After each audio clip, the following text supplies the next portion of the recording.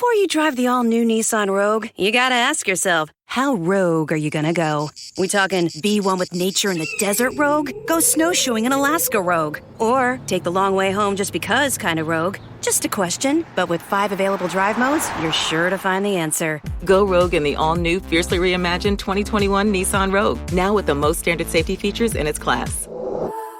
See Owner's Manual for important safety information. Auto Pacific segmentation. 2021 Nissan Rogue versus latest in market competitors. Base models compared. Who are you texting? My therapist. You text with your therapist? Text, video chat, call. Yep. That sounds too easy. How did you find her? I just went to betterhelp.com/save. She's a licensed therapist and it's all online. I connect when it's convenient for me and don't waste time driving anywhere. Plus, it's affordable. I wonder if I should try it. It's great to talk to someone in confidence. She's helped me sort out quite a few things. And right now you save 10% off the first month when you go through betterhelp.com/save. Betterhelp.com/save. Got it.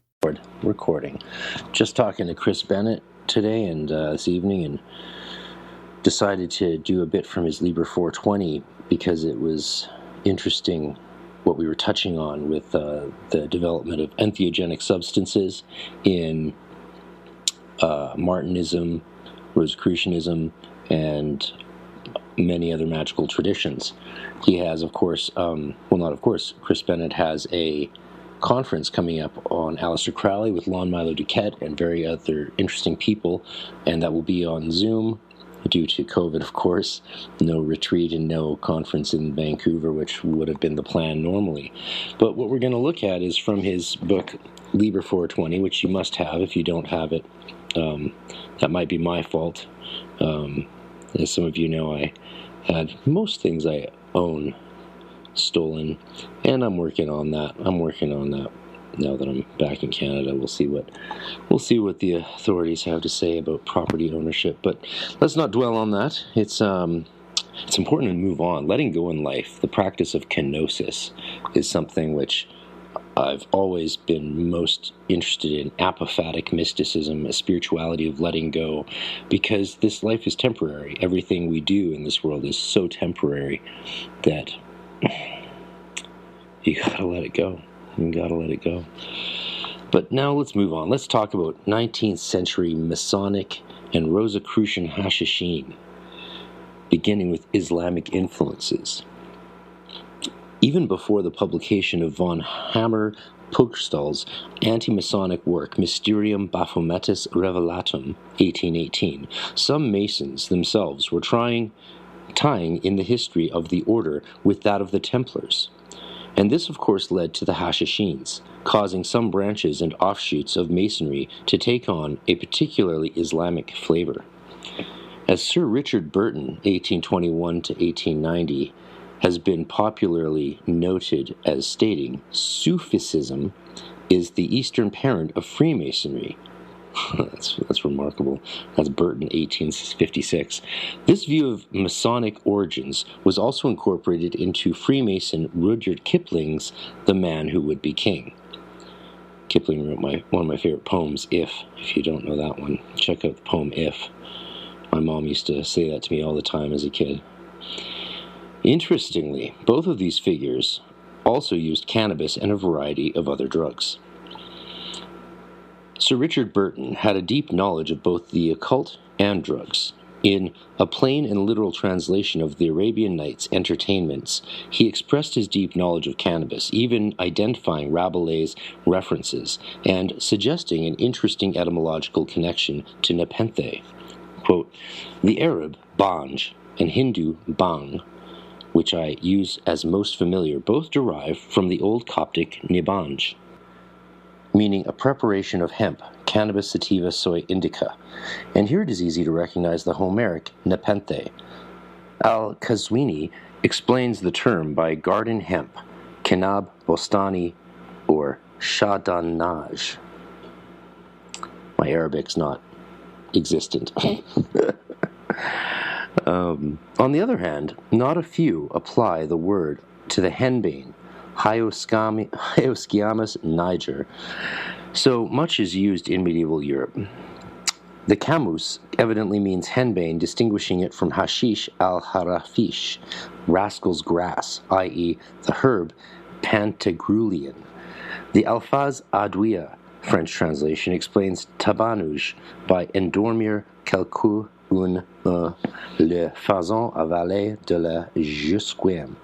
Asleep, someone making him swallow henbane. In modern parlance, tabanuj is our anesthetic administered before an operation, a deadener of pain like myrrh and a number of other drugs. Oh, I didn't know myrrh deadened pain. That's very cool. For this purpose, henbane is always used, at least I never heard of henbane, and various preparations of the drug sold at an special bazaar in Cairo. See the powder of marvelous virtue in Boccaccio 3:8 and 4:10. Of these intoxicants, properly so termed, I shall have something to say in a future page. The use of bhang doubtless dates from the dawn of civilization, whose earliest social pleasures would be inebriants. Herodotus shows the Scythians burning the seeds, leaves, and capsules in worship and becoming drunken with the fumes, as do the South African Bushmen of the present day. This would be the earliest form of smoking. It is still doubtful whether the pipe was used or not. Galen also mentions intoxication by hemp. Amongst Muslims, the Persians adopted the drink as an ecstatic, and about our 13th century, Egypt, which began the practice, introduced a number of preparations to be noticed in the course of the nights. Burton, 1885. Chris Bennett goes on to say, elsewhere Burton noted of hashish's use in the East, quote, by magicians to deify themselves and receive the homage of the genii and nature spirits. Biographer Thomas Wright wrote how Burton smoked the forbidden weed hashish and grew confidential with his friend of 30 years, Haji Wali, who had inspired Burton to adopt Arabic dress so he would travel more freely in the East, eventually enabling his famous trip to Mecca. Burton belonged to lodges in both England and India. Kipling was a registered Freemason for 4 years in England and acted as a secretary of the lodge in 1887. Besides the clear Masonic themes in A Man Who Would Be King, in 1926, Kipling released Debits and Credits, which included 4 Masonically inspired stories. I think a lot of people don't realize how Masonic and mystical Kipling was. In Kipling Sahib, India and the Making of Rudyard Kipling, Charles Allen describes a late 19th century account where in India, Kipling sought relief from a bout of dysentery by smoking opium and ingesting chlorodyne, a medicine that in some patents was a tincture mixture of opium, cannabis, and chloroform. There is convincing evidence that this double dose hit him with the force of a revelation. In modern parlance, it blew his mind, opening the doors of his unconscious hitherto kept tight shut and causing him to lose some of his fearfulness. Allen, 2015. Allen suggests that this even brought a, quote, new dimension to his thinking, freeing him to speak more directly from within himself. Allen, 2015. As Kipling expressed in a letter to a relative of this experience, "Here am I, with my head still ringing like a bell from the fumes of that infernal opium, plotting and planning and crowing on my own dunghill as though I were one of the immortals." Awesome. To continue. Gerard de Nerval and his hashish-infused tales of the Druze and Hiram Abif. As most readers who have made it this far are likely aware, an important figure in the rituals of Freemasonry is a character named Hiram Abif, said to be the architect and builder of Solomon's Temple. Also known as the widow's son, Hiram Abif is the central character of an allegory presented to all candidates during the third degree in Freemasonry. In the mythology of the story, Abif is murdered by 3 ruffians who want him to reveal the secret signs and passwords of the higher degrees of Freemasonry. which were used in receiving payment for work on the temple. Some of the central initiations of Masonry are death and rebirth ceremonies based on this particular story. Interestingly, the first public retelling of this mythos had the tale tied up with the occult use of hashish. The French poet Gérard de Nerval, 1808 to 1855, included what has been suggested as the first published account of the Masonic story of Hiram Abiff in his autobiographical account of his travels, Voyage en Orient, 1851, which is similar to Potoki's work in the way that it contains stories within stories along with esoteric secrets. It is within this curious entanglement of tales where we find de Nerval's accounts of hashish, Hiram Abiff, and biblical secrets. As the authors of The Temple and the Lodge noted of this, quote, Nerval not only recited the basic narrative, he also divulged for the first time, to our knowledge, a skein of eerie mystical traditions associated with Freemasonry and Hiram's background and pedigree. What is particularly curious is that Nerval makes no mention of Freemasonry whatsoever, pretending that his narrative is a species of regional folktale never known in the West before. He claims to have heard it orally recited by a Persian raconteur in a Constantinople coffeehouse. It's from Bygent and Lee, who most of you might know from their famous books, 1988. Nerval, I don't know if it's Nerval or Nerval, but I'll do both. Nerval was likely introduced to a lot of Masonic ideas through his mentor, Charles Nodier. Nodier's father was a close friend of Jacques Cazot, and so, from an early age, he had become familiar with a variety of esoteric views and aspects of Martinist and Masonic philosophy. For some folks who might not know, Martinism is another mystical tradition, and popular orders of Martinists are quite prevalent today. So that's another thing. They're parallel to sort of Masonic and Golden Dawn orders and other such groups. Some people argue they aren't harmonious to do together, but I know lots of Golden Dawn adepts who are also top-ranking Martinists, and a lot of people seem to like to do both. So, and then the Masonry as well. So, just for some of you who might be new to this stuff, that's all out there. Quote, Charles Nodier and his father were both Masons and may have belonged to the Royal Order of Scotland. Emery's 2007. Nodier was a Mason, and many of his novels feature initiatory plots. Montague and Rachenach. I can't say that. Rachenach, 2012. Both Nodier and Nerval shared a deep interest in Faust, with Nerval writing his acclaimed translation when he was only 18 years old, and Nodier writing his adaptation of the story for the stage.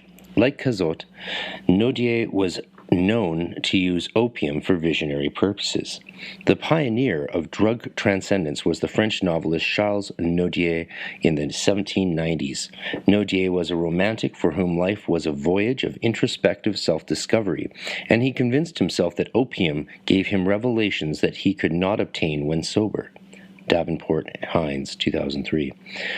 Quote, opium, he believed, provided a gate to another world, the realm of dreams and nightmares.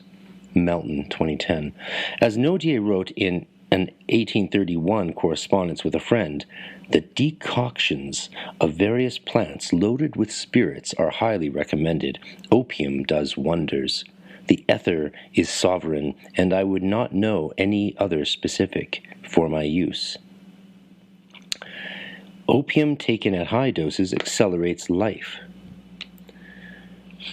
Nodier, 1844. Nodier in La Fée aux Miettes, 1832, narrates the adventures of an inspired devotee of the Mandrake, and has been noted for discoursing on the rites of Freemasonry. Mandrake, of course, is the wizard's herb, and often used, and even, as Thomas Hatsis recently informed me, used twice in the Bible, in biblical texts, for entheogenic and magical practice.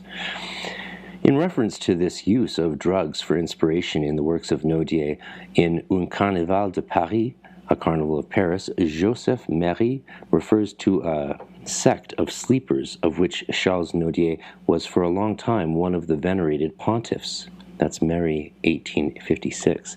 Marie noted their use of opium, which was then a pleasure reserved for a few privileged sensualities, to lead their souls even to the heights of the celestial mountains and to the lands of ancient fairies, some of them progressive and audacious, invoked the help and efficacy of a mysterious substance still at that time, the hashish of which the jaded youth now intoxicate themselves to plunge into a ravishing and ecstatic drunkenness. She is the orgies of the real world. Marie, 1856. Naudier's co-authored Histoire pittoresque de l'Angleterre et de ses possessions dans les Indes, Picturesque History of England and its Possessions in the Indies, made reference to the assassins who were wont to get drunk with the fermented juice of a kind of hemp-like plant and named hashish. See the fables of the old man of the mountain and those of the eastern Tibet, Naudier et al., 1835. The myth behind this account would come to be very influential on Nerval and other young writers who were known to frequent Naudier's company, like Victor Hugo, Honoré de Balzac, Alexandre Dumas, and Théophile Gautier, as we shall see. How crazy is it that, like, I mean, when we studied this stuff in school, or when you hear about this stuff in college and university, never mention even a shred of drug use at all, ever. It really is. I find it just absolutely astounding how we have redacted. It's like the education that we've gotten, post-industrial education, where we've basically been trained to be good cogs in the machinery in the factories since the Industrial Revolution. It's like those government documents where you can maybe read only part of the title and then one word out of every 100. That is what our history has been given to us as in the 20th and 19th century. So before that, people just read everything and read everything they could access at the universities. Like, in Nostradamus' day, you read all the books. If you could get the book, you read the book. But we just have been taught like this complete fabrication of what world history has actually been like, and especially regarding, medicine, the history of medicine, plants, nature, naturalism. Nerval's own depth of occult knowledge is revealed in a number of works. In his Aurelia, he mentions having read the Kabbalah, Swedenborg, and the Egyptian Hermetic books. His interest in occultism also inspired him to a longer research work on 18th century initiates of secret societies, such as Jacques Cozeau and Cagliostro. When one reads Nerval's writings, it becomes clear that the French poet regarded hashish as instrumental in the great work, and an important aspect of occult history, and even Masonic lore. In her excellent work, The Orphic Vision, the professor of French literature, Gwendolen Bayes, makes clear the profound influence that hashish had on Nerval and other French poets, describing how they made free use of hashish to penetrate the unknown. Bayes, 1964. As the authors of the Book of Grass noted a half-century ago in a dedication to his close friend and fellow hashish enthusiast Alexandre Dumas, he wrote Three Musketeers, of course, Nerval uses the word supernaturalist to describe the state we moderns call high. That's hilarious. Nerval, so what we refer to as getting high, it seems Nerval would call supernaturalist. Oh, I know there's one listener out there who's laughing along with me. I suspect the reference to Germans refers to certain Rosicrucians and occultists of that area in the 18th century. Quote, "And since you have had the prudence to cite one of the sonnets composed in the state of daydreaming the Germans call supernaturalist, you must hear them all. You will find them at the end of the volume. They are hardly more obscure than the metaphysics of Hegel or the memorabilia of Swedenborg, and would lose charm by being explained if such things were possible." That's a really interesting idea, actually, that the hemp, the hashish, comes from nature, and the consuming of it takes you higher than nature to a supernature. That's an interesting idea. I can dig. There are actually two occult tales related to Masonry that Nerval reveals in his Journey to the Orient, and the role of hashish in these stories is very intriguing. In relation to the occult history of the herb we have been alluding to in this volume, particularly in regard to Freemasonry, quote, "It is unclear what level of Freemasonry Nerval achieved, although it is clear he was well versed in Masonic lore. His actual status in the craft is vague." Lachman, 2003. The first of these stories, Nerval claims, was told to him by an imprisoned Druze sheik named Escherhazy. As Nerval explained, the Druze have been compared to the Pythagoreans, the Essenes, and the Gnostics, while some scholars claim that the Knights Templar exploited many of your ideas, and that the Rosicrucians and Freemasons have done the same today. Nerval, 1851/1972. That's a bibliographic reference for those of you following along. It has also been noted that the beliefs of the Druzes makes them in many ways the closest of the breakaway sects of Ismailism to the Assassins, Berman, 1987. The second of these tales is the aforementioned account from Nerval of the Masonic Hiram Abiff story, here under the name of Adoniram, and a combination of the Hebrew Adon and Hiram, signifying the master who is exalted, and is based around the building of Solomon's temple. Let's not forget that the Hebrew Adonai, and Adonis in Greek both come from the Ugaritic Yadun, so that means Lord. So Adon, anytime you use that word, or the real root, if it makes sense, Adoniram is a lordly word, no matter how you place it in Hebrew or Greek context. It goes back to the Ugaritic. The first tale, where am I? I am not even hashishined up myself, but I've lost my place. Here, I'm signifying the master who is exalted and is based around the building of Solomon's temple. The first tale, that of Caliph Hakim, is set in 1000 AD. Nerval claims the principal facts of this account are definitely based upon authentic traditions. It recounts the story of a powerful Muslim, Caliph Hakim, who was in the habit of visiting the city disguised as a commoner. In one of these visits, he enters a cavern, which is frequented by members of the Sabian faith, a surviving Gnostic sect, whose establishments offered hashish. There, Hakim is befriended by a young man, Yusuf, who introduces the reluctant Caliph to hashish, telling him, "This box contains the paradise promised by your prophet and his believers. If you weren't so scrupulous, I could soon put you into the whore's arms without making you pass over the bridge of Al-Sirat." Al-Sirat being the Islamic counterpart of the Zoroastrian Kinvat bridge, which is mentioned in the Arda Viraz Namag, and crossed with the aid of a potent cannabis infusion. At first reluctant, Hakim gives in to the temptation, stating that this marvelous paste, which is the same perhaps as ambrosia, the food of the immortals. After feeling its full effects, Hakim states to his new Sabian friend Yusuf, "Hashish renders you equal to God." And after imbibing the drug, Hakim's vision expands. The barriers erected between the conscious and the unconscious vanish, and he experiences feelings of exaltation, rapture, and frenetic excitement. Knapp, 1980. The two friends in de Nerval's tale were said to meet together to enjoy hashish on a number of occasions, and as Journey to the Orient tells us, the experience of Hakim and Yusuf included potent visionary dosages. Quote, "When both of them were deeply intoxicated by the hashish, something strange occurred. The two friends entered into a certain communion of ideas and impressions. Yusuf imagined that his companion, kicking the earth, which wasn't worthy of his glory, soared upwards towards the heavens, and taking him by the hand, carried him off into space amidst the whirling stars and glittering marvels of the Milky Way.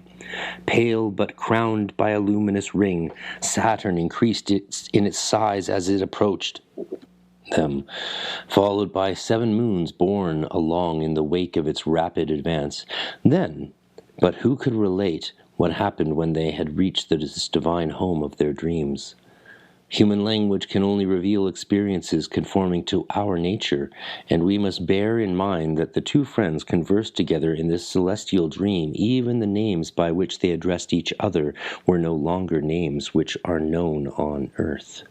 Nerval, 1851, and I believe it's republished in 1972. That's what that's about.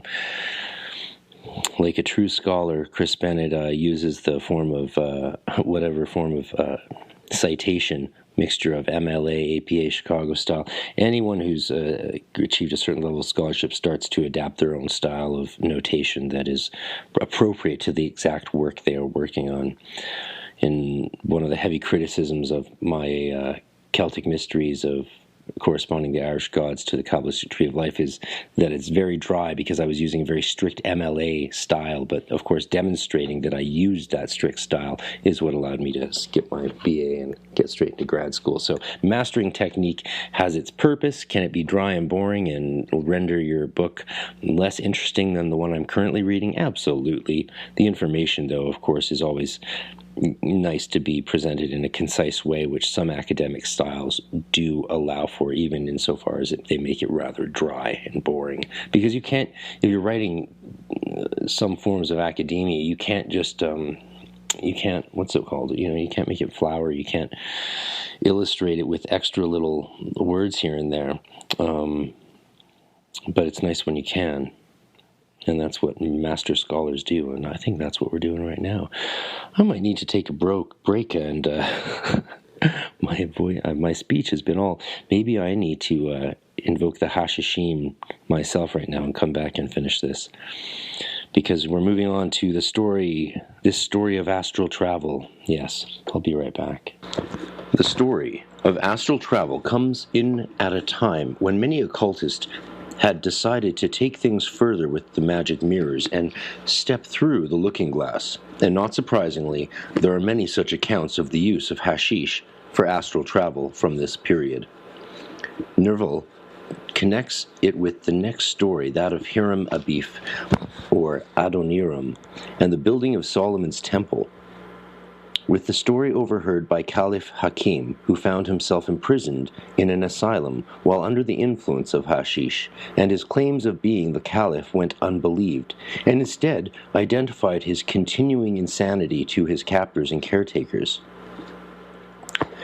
In the asylum, Hakim is paid a visit by the great Arab alchemist Ibn Sina, Avicenna, or Avicenna, as often pronounced, and he is overheard saying, the word Hachishot appears in the Song of Songs, and the inebriating properties of this mixture. Unfortunately, the Caliph was unable to hear the rest of the famed alchemist's words. In this regard, it is worth noting that Nerval's account is the first known written reference which refers openly to cannabis in the Bible that I am aware of. And here we have a little lovely illustration Chris Bennett has put in. Nerval based Caliph Hakim on the actual historical figure of Al-Hakim bi Amr Allah, 996 to 1021. 6th Fatimid Caliph of the 6th and 16th Ismaili Imam. Druze founder Ad-Darazi proclaimed him as the incarnation of God in 1018. Another way the stories of Caliph Hakim and Hiram Abif are tied in is in the description of an assassination, or attempted assassination, on Hakim by 3 assailants, which are in many ways reminiscent of the 3 murderers of Hiram Abif in the Masonic table. In Nerval's account, Hakim escapes the assassination attempt, and Nerval is told by his host, Sheikh Said Esharazi, that the teachings of Caliph Hakim were the foundation of the secretive sect to which he belongs, the mysterious Druzes. Adoniram, in the next tale, fares less well, and perishes in the same way as he does in the traditional Masonic account. Curiously, after Nerval's placing of hashish in Solomon's Song of Songs through the mouth of Avicenna, we see no direct reference to hashish or cannabis in the story. However, there may be an allusion in the account of Belkis, the Queen of Sheba, or in Nerval's version of the tale, Sabia, likely another means of connecting the two stories. i.e. Sabia, Sabian. Belkis gives Solomon a portion that renders him unable to move, much like the catatonic state we discussed in Chapter 6, and then its effects render him unconscious and send him off into dreams. In relation to that, it's interesting to note that Nerval refers to how one of Hakim's ancestors, quote, hid himself for a few days and said that he had been taken up to the heavens. Later he withdrew to an underground vault, and the people claimed that he had disappeared from the earth without dying like other men. This is, of course, reminiscent of the story of Jesus' resurrection and ascension. The story even has Jesus appear to Hakim and the doubts of Hakim, who came to recognize his own divinity while on hashish, corresponded to those of the Son of Man at Gethsemane, i.e. Jesus on the cross. But above all, he was almost crushed by the thought that this divinity had first been revealed to him in the ecstasies of hashish. Would a herb of the fields be able to create such marvels? Nerval, 1851. Could all this be an account of an even deeper occult and Masonic history? In Gerard de Nerval, The Mystic's Dilemma, Bettina Knapp states that Nerval's version of the Solomon Sheba Adoniram myth had special significance for the Masons. In fact, every detail and event depicted is replete with Masonic symbolism. Knapp, 1980.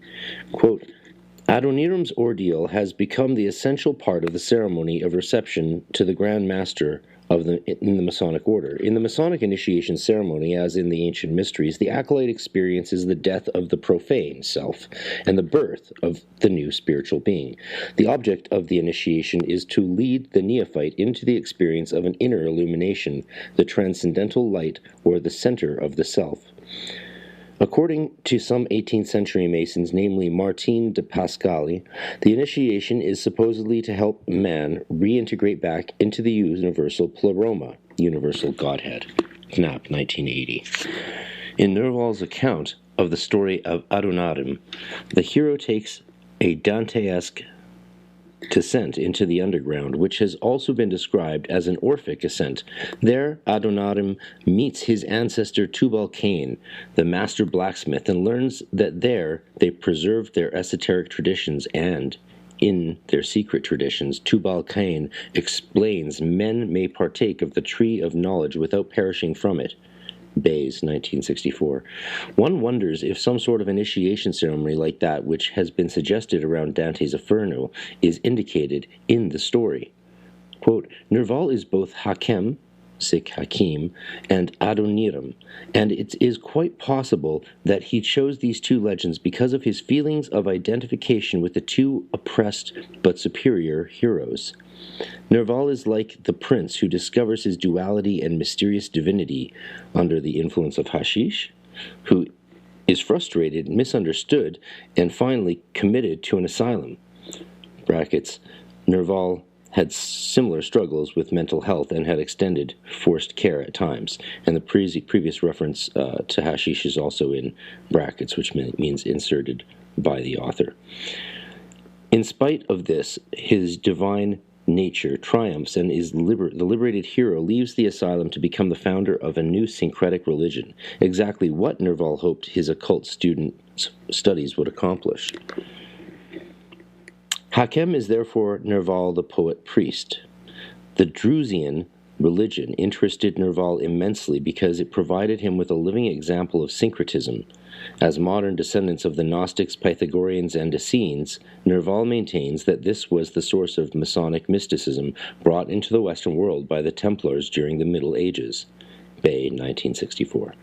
As noted earlier, in the closing chapters of the manuscript found in Saragossa, the hero of the tale, Alphonse, is taken to a Druze sheik by guides who recovered their strength by drinking and smoking hashish. Pataki, 1815, 1995. As we shall see, other figures associated with both hashish and secret societies were also influenced by this same group.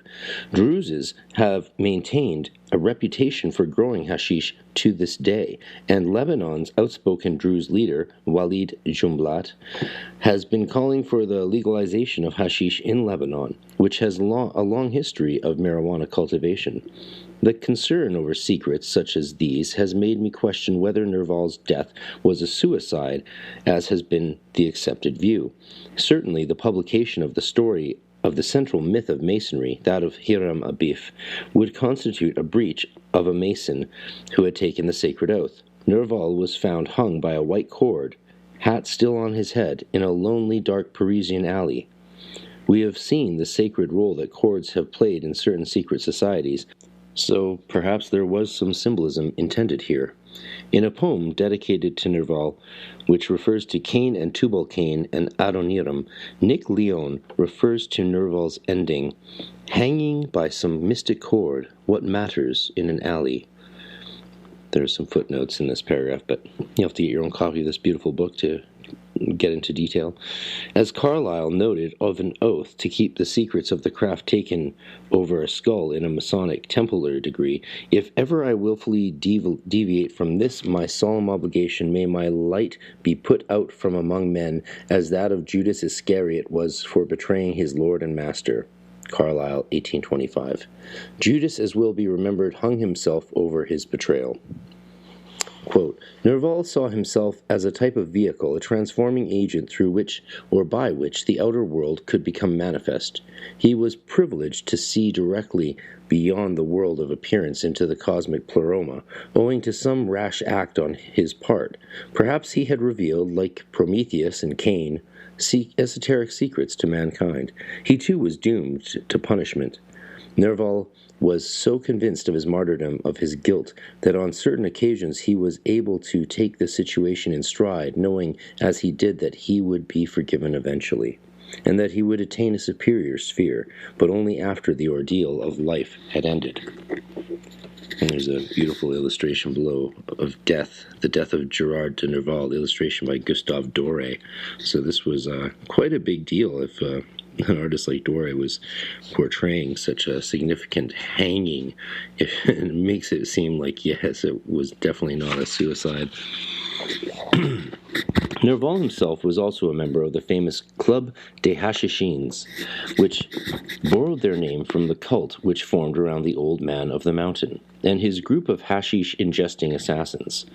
Club des Hashishins was active from about 1844 to 1849, and counted among its Parisian members such literary and intellectual elite as Dr. Jacques-Joseph Moreau, Théophile Gautier, Charles Baudelaire, Honoré de Balzac, Gustave Flaubert, Victor Hugo, and Alexandre Dumas. Monthly séances were held at the Hotel Pimodan, later renamed Hotel de Lausanne. After being introduced to hashish by Moreau, who became familiar with the psychoactive resin in Egypt, Gautier created, according to the modern Masonic sensationalist Leo Zagami, quote, an Illuminati club called the Hashish Club, which included the participation of many luminaries. It was considered a secret initiation of the highest degree and was sought after by Masons and intellectuals such as Dumas, 18th degree of the AASR, who was devoted to experiments with hashish. Zagami, 2016. The club's pantomimic rites were modeled on an Oriental order, the Assassins, commanded by autocratic called the Vieux de la Montagne, or Prince of Assassins, Davenport Hines, 2012. Coffee was served with a mixture of hashish, cinnamon, cloves, nutmeg, pistachios, sugar, orange juice, butter, cardamom, and cantharides, Spanish fly. This resulted in a thick green mixture like a jam, also known as dawamesk, medicine of immortality, and which we have referred to before. Certainly many of the members of Club des Hashishins shared a deep knowledge and interest in occult matters. In his Le Comte de Monte Cristo, The Count of Monte Cristo, Dumas included the story of an encounter with the hashish-eating Sinbad the Sailor, whom he based on Hassan Isaba of the Assassins, and a young Frenchman named Franz, who Sinbad offers some of his green preserve. After a delightful dinner in Sinbad's decorated island cave, his servant Ali serves desserts and other delicacies, ... Quote, between the two baskets he placed a small silver cup with a silver cover. The care with which Ali placed this cup on the table roused Franz's curiosity. He raised the cover and saw a kind of greenish paste, something like preserved angelica, which was perfectly unknown to him. He replaced the lid, as ignorant of what the cup contained as he was before he had looked at it, and then casting his eyes towards his host, he saw him smile at his disappointment. "You cannot guess," said he, "what there is in that small vase, can you?" "No, I really cannot." "Well, then, that green preserve is nothing less than the ambrosia which Hebe served at the table of Jupiter." "But," replied Franz, "this ambrosia, no doubt in passing through mortal hands, has lost its heavenly appellation and assumed a human name. In vulgar phrase, what you may term this composition, for which, to tell the truth, I do not feel any particular desire." "Ah, thus it is that our material origin is revealed," cried Simbad. "We frequently pass so near to happiness without seeing, without regarding it, or if we do see and regard it, yet without recognizing it. Are you a man for the substantials, and is gold your god? Taste this, and the minds of Peru, Gujarat, and Golconda are opened to you. Are you a man of imagination, a poet? Taste this, and the boundaries of possibility disappear. The fields of infinite space open to you. You advance free in heart, free in mind, into the boundless realms of unfettered reverie. Are you ambitious, and do you seek after the greatness of the earth? Taste this, and in an hour you will be a king, not a king of petty kingdom hidden in some corner of Europe like France, Spain, or England, but king of the world, king of the universe, king of creation. Without bowing at the feet of Satan, you will be king and master of all the kingdoms of the earth. Is it not tempting, what I offer you?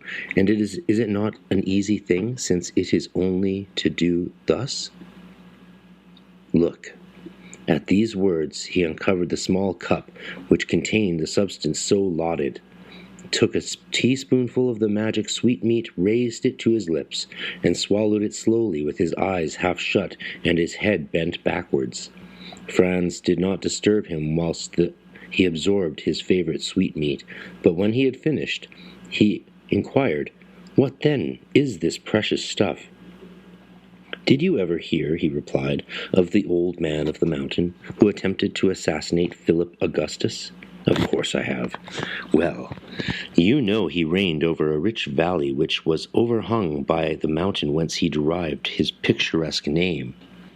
In this valley were magnificent gardens planted by Hassan ben Saba, and in these gardens isolated pavilions. Into these pavilions he admitted the elect, and there, says Marco Polo, gave them to eat a certain herb, which transported them to paradise, in the midst of ever-blooming shrubs, ever-ripe fruit, and ever-lovely virgins.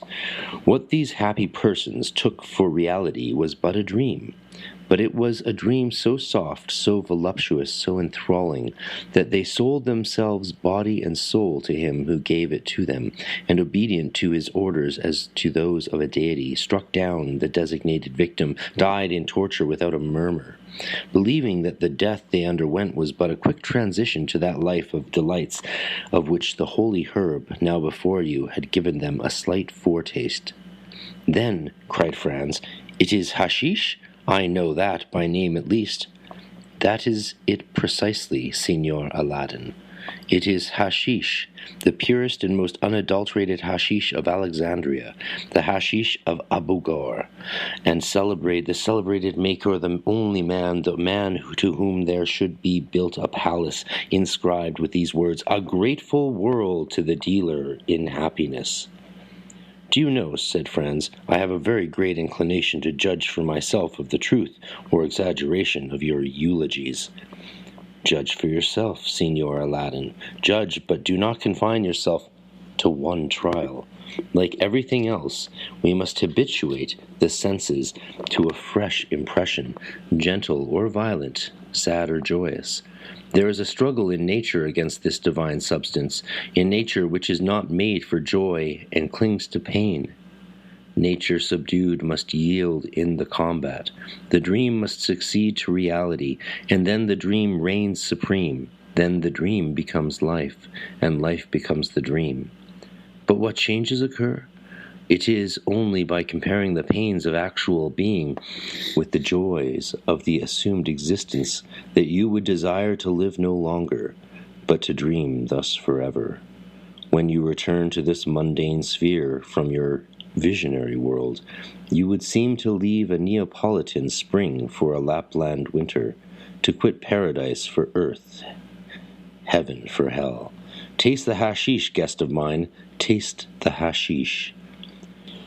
Franz's only reply was to take a teaspoonful of the marvelous preparation, about as much in quantity as his host had eaten, and lift it to his mouth. Dumas, 1845. So that's from Le Comte de Monte Cristo par Alexandre Dumas. And there's a beautiful picture of an old cover of the edition. Dumas' account of the serving of hashish was very similar to the description of the distribution of the green paste at Club des Hashishins, recorded by Théophile Gautier, 1811 to 1872. He says, "The doctor stood by a buffet on which lay a platter filled with small Japanese saucers. He spooned a morsel of paste or greenish jam about as large as a thumb from a crystal vase, and placed it next to the silver spoon on each saucer. The doctor's face radiated enthusiasm. His eyes glittered. His purple cheeks were aglow. The veins in his temples stood out strongly, and he breathed heavily through dilated nostrils. 'This will be deducted from your share in paradise,' he said, as he handed me my portion." Gautier, 1846. And here there's a very cool little sketch. Underneath it says, "Depiction of the Prince of Assassins, Dr. Moreau, illustrated by Gautier at one of the gatherings of the Hashishins." And below that, another illustration, very cool as well. Illustration of Gautier smoking hashish on page 629. We know that members of the Hashishins Club in Paris were also aware of Rabelais's esoteric reference to cannabis, for Gautier made cryptic references to this when describing his hashish visions. "What bizarrely contorted faces, what abdomens huge with Pantagruelian mockeries, all the Pantagruelian dreams passed through my fantasy." Gautier also made some very interesting comments on the effects of hashish. "I was in this blessed phase of hashish, which Orientals call keef. I could no longer feel my body. The links between matter and spirit were broken. I moved by my will alone in an atmosphere which offered no resistance. In this way, I imagine, souls behave in the world which we go to after death." Honoré Balzac, according to some an initiated Martinist, wrote of his experience under the influence of a hashish-infused cigarette prior to attending a performance of Gioacchino Rossini's La Gazza, and described how the muse came to me through shining clouds stripped of all the imperfections that human work contains, and the orchestra became a vast, incomprehensible mechanism, since all I could make out were the necks of double basses, the daring of bows, the golden curves of trombones, the clarinets, the finger holes, but no musicians, just one or two powdered wigs, motionless, and two swollen faces grimacing. Not all those who attended the Hashishins Club were receptive to the experiences. Balzac barely dabbled. Victor Hugo wrote, "Leave the keef to the Turks," and Baudelaire's La Paradis Artificiels, 1860, was a rejection of the drug experience and the damages it wrought. Baudelaire's repudiation of hashish and opium caused fellow Hashishins Club member Flaubert to comment in Baudelaire's poetic rejection, "You can smell the yeast of Catholicism." And in a personal letter to Baudelaire that, "I would have preferred you not condemn hashish opium overindulgence. How do you know what may ultimately come of all that?" Flaubert, 1860. in reference to the potential art and poetry which might arise from its use. Another curious 19th century account that ties hashish with Freemasonry is the 1879 German work Haschisch-Genuss in Abendland, Anleitung zu Kenntnis und Gebrauch des feinsten und merkwürdigsten Genussmittels. Hashish enjoyment in the West, guide to the knowledge and the use of the finest and most remarkable pleasures. That's a good word, Genussmittels auf Deutsch. By Ferdinand Amerson. Amerson was well known before the publication of his tome on hashish for his book Das Land der Freiheit, The Land of Freedom, 1874. Amerson states he wrote Haschisch-Genuss im Abendland in order to establish free, non-mysterious hashish masonry, which can easily attain the importance of a new religion equal to that of the young Christianity. Amerson, 1879. Fascinating. And here's a quote from Amerson. I am by the fact that I know the hashish, at the same time became a confidant of the Freemasons' secret. The lodges of the Freemasons, I think, are, in their secret part, that is, for the higher degrees, nothing but hashish palaces. Wow. It is true that in old times, in the early morning, a man of intelligence, in the most refined intellectual hashish state, has made the following considerations. The pleasure is too glorious to give it to any man, perhaps unworthy. Only the good ones should have it. For this reason, he had established a secret union among confidants who had to conspire to inaugurate the hashish use only those who had proven themselves in certain trials, which then took place at community meetings. So I just got to interject and say, what a far cry from the way we were raised in the 80s and 90s with, the whole culture is that hashish or these cannabis were these things for lesser people, whereas here are some of the greatest writers and thinkers and intellectuals and poets and artists of all time are making it quite clear that they believed it was something reserved for those who could really handle the deeper, more magical and heavenly, divine states of human experience. It's just fascinating. The servant of the guardianship had a good sense of pleasure, and the hashish ruffian always had a certain degree of shame, and the spirit was aroused and widened, and the imagination in particular played its masterpiece. The great ideas which have come to light in the meetings are recorded in a holy covenant and further developed with every meeting. The principal content of this is the beautiful thought of the noble, great task of mankind, while the other enjoyment during the hashish intoxication has its own happiness. The real lodges nowadays still carry a tincture which is branched off from the ancient one of the founder of the covenant, and which is filled with fresh tinctures continually. Amerson, 1879. Like Caliph Hakim in Nerval's tale, Ferdinand Amerson's use of hashish led him to identification with divinity and recurring lives. Quote, the later series of ideas, which were not to be reproduced any longer, were concerned with the new religion based on hashish, and the peculiarity of each of the existing ones, that there was always something dizzy about the founding. This, of course, also the case with hashish. A beautiful delusion is used as a bait, but as small as possible. The thought game goes beyond the persons of the world-famous swindlers, such as Count Saint-Germain, Cagliostro, and the like, with their pretensions that they had already lived many centuries ago, which I could well explain by the hashish effect. And the hashish appeared to me as the much-sought stone of the wise, as rejuvenation, to hold me with these miracles for one and the same personality, and to throw myself together with Pythagoras. The men of the same kind who appeared in the course of history, who were to be something very special, were all I, myself, and my present existence is also only a single form of my entire past and future. It was a great uplifting thought to which I gave myself with delight, yet at the same time clearly aware that it was only a beautiful delusion. Mesmerism and spiritism were also the starting points. All this was only myself, and my present existence is also only a single form of my entire past and future. Is not Muhammad the founder of hashish masonry?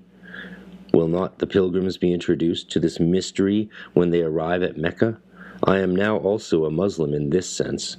The Europeans are also to be put together by me. I am about to become one of the prophets, the Hashish prophet. The image of the founder now gradually fuses with his own. In the end, I am the one who took the thought of the founder, so I am equal to him. Emerson, 1879. However, other selections from Emerson's work also indicate the sort of paranoia which some have experienced under the use of hashish. A scene he describes of walking the streets under the influence of hashish gives us a clear example of his thought processes. He imagines two captains have given me inviting Freemason signals. I feel a mild horror at this remark, assuming that this is the beginning of the persecution of the covenant against me. I supposedly dismissed them 2 times in succession. When they invited me on the bridge to the coffee house, I was appalled by the fact that I had not been poisoned, so as to get me out of the world. Nevertheless, I accept everything willingly and drink it courageously, consoling myself with the fact that the danger might perhaps be best evoked by a stranger.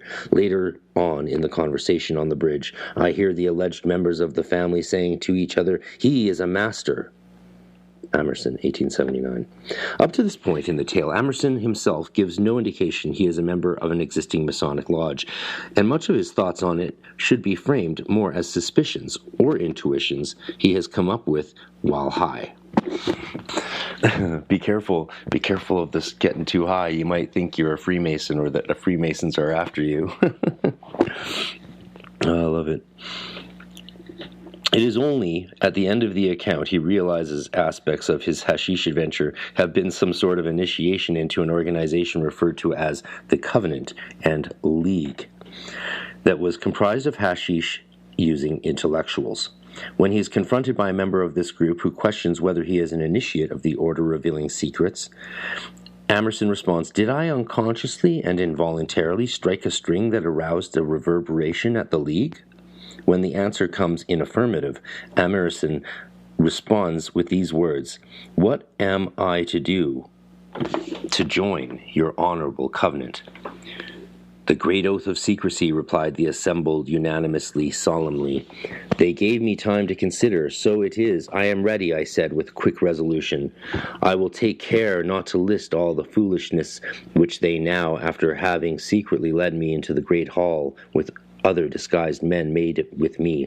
Let the ancient ritual in which every little thing is full, as I myself will see later, not be mutilated," they said devoutly, and subjugated me to a binge of intimidation so that I should not break the oath. Pistols, presumably loaded, in front of my face, a sharp guideline dragged across my throat, and they clumsily clothed me with the skin. I could read pills for swallowing, which might be poisoned, etc. All this was from a solemn raising and well-spoken text, which made the matter bearable. At last, when the patience which so long had been preserved, they asked unanimously, "You will sow with full determination your admission to the covenant?" What else could I say more than a loud decided yes? The devil now went on to this. I felt as overwhelmed with fresh water. The congregation lifted their coverings so that among them I could see the whole horde of my acquaintances, together with some new scholars, writers, and artists, and all collapsed into a laugh. Now and then the shouts were out of the question. "Oh, thou incorrigible idealist, Don Quixote, fantastic light-loving beauty!" I was about to break out in anger, but the laughter had such an amiable tone, and the faces of my tormentors, in spite of my anxiety, that I was so eager to meet them that I immediately joined the ruling laughter, and thus showed that I was not willing to accept the well-played comedy. "You see, thoughtful dreamer," they mocked, singing, "what you did with your hashish." Now by the side another one said, "Since we are so beautifully together, and if you will forgive us the Sabbaths, we will also taste the wilderness and dream of your miraculous miracle," brackets, i.e., his hashish stash. Emerson, 1879. Emerson's intuitions in this story proved to be true, and he was told that he had caught the attention of the League. through the earlier publication of Das Land der Freiheit, and they had then decided to invite him into their secret order, leading to the initiation described. How interesting and coincidental is it that we're currently looking at this text and having just considered the League in Hermann Hesse's Journey to the East story, which I did. If you haven't heard that, you need to. Hashish and other substances also held the interest of a number of members of the Masonic offshoot discussed earlier, Martinism. Martinism had become popular in the 19th century, largely through the work of Gérard Anaclet Vincent en Co., 1865 to 1916, popularly known by his pseudonym Papoose. Papoose claimed to have several of Saint Martin's original notebooks, something that Papoose hoped would give some legitimacy to the revival. Papoose is also noted as copying part of Cagliostro's Egyptian rite from a transcription taken from an original copy. Harrison, 2017. Papoose was the organizer of the International Masonic Conference in Paris in 1908, and besides being the head of the Martinist order, he held membership in the Theosophical Society, the Hermetic Brotherhood of Light, and the Hermetic Order of the Golden Dawn Temple in Paris, the Rosicrucian Kabbalistic Order of the Rose-Croix. Theodore Roos of the Ordo Templi Orientis also elevated Papoose to that order's 10th degree. Papoose also studied material which came from Charles Notier and Cazot. Papoose wrote of hashish and other drugs in his Traits élémentaires de magie pratique, Elemental Treatise of Practical Magic, 1893. To keep within the limits of our study, we shall only deal here with the following stimulants: alcohol, coffee, tea, morphine, hashish. There are many other substances employed. Papoose wrote that, 1893. And here is what he says. Hashish, opium, morphine. Many people figure for themselves that hashish fits into the class of the most dangerous drugs on the psychic viewpoint, that can be handled and immediately gives sublime visions and plunges the experimenter in ecstasy. However, thus presented, the action of hashish does answer to nothing of its reality. This substance, as with opium, but is with much more intensity, acts on force reserves of the nervous centers, emptying them in an instant of any reserve, and throws one en masse into the intellectual sphere. Also, ideas are exaggerated, amplified, embellished in a prodigious way. But we still need that the primordial idea and the paramount physical sensation to exist. So a lamp becomes, under the influence of hashish, a magnificent palace lit by 10,000 lights and dripping jewels. On the other hand, when the incident idea is vulgar, impressions are also. So a beginner taking hashish without preconceived idea and waiting for what was going to happen simply dreamt it was a pipe and that he smoked himself. Hashish is an amplifier and not a creator, but this exhilarating action is followed by a terrible reaction. Reserve centers, emptied of their contents, agonize the unfortunate imprudent, and most awful nightmares, the most poignant pain, are a natural continuation of dreams, charm, and astral sensations. Opium, which morphine is derived from, has the same action, but with less intensity, and the unfortunate slave of this substance, willing to flee the reaction, which is imminent, gradually increasing the dose of the poison up to complete exhaustion, is soon followed by death. Magical standpoint, the danger of these drugs is considerable, since they increase the empire to be impulsive about the willingness and need a good strong will to be dominated by these substances. Incarnation, embodiment of the soul of the world in matter are key.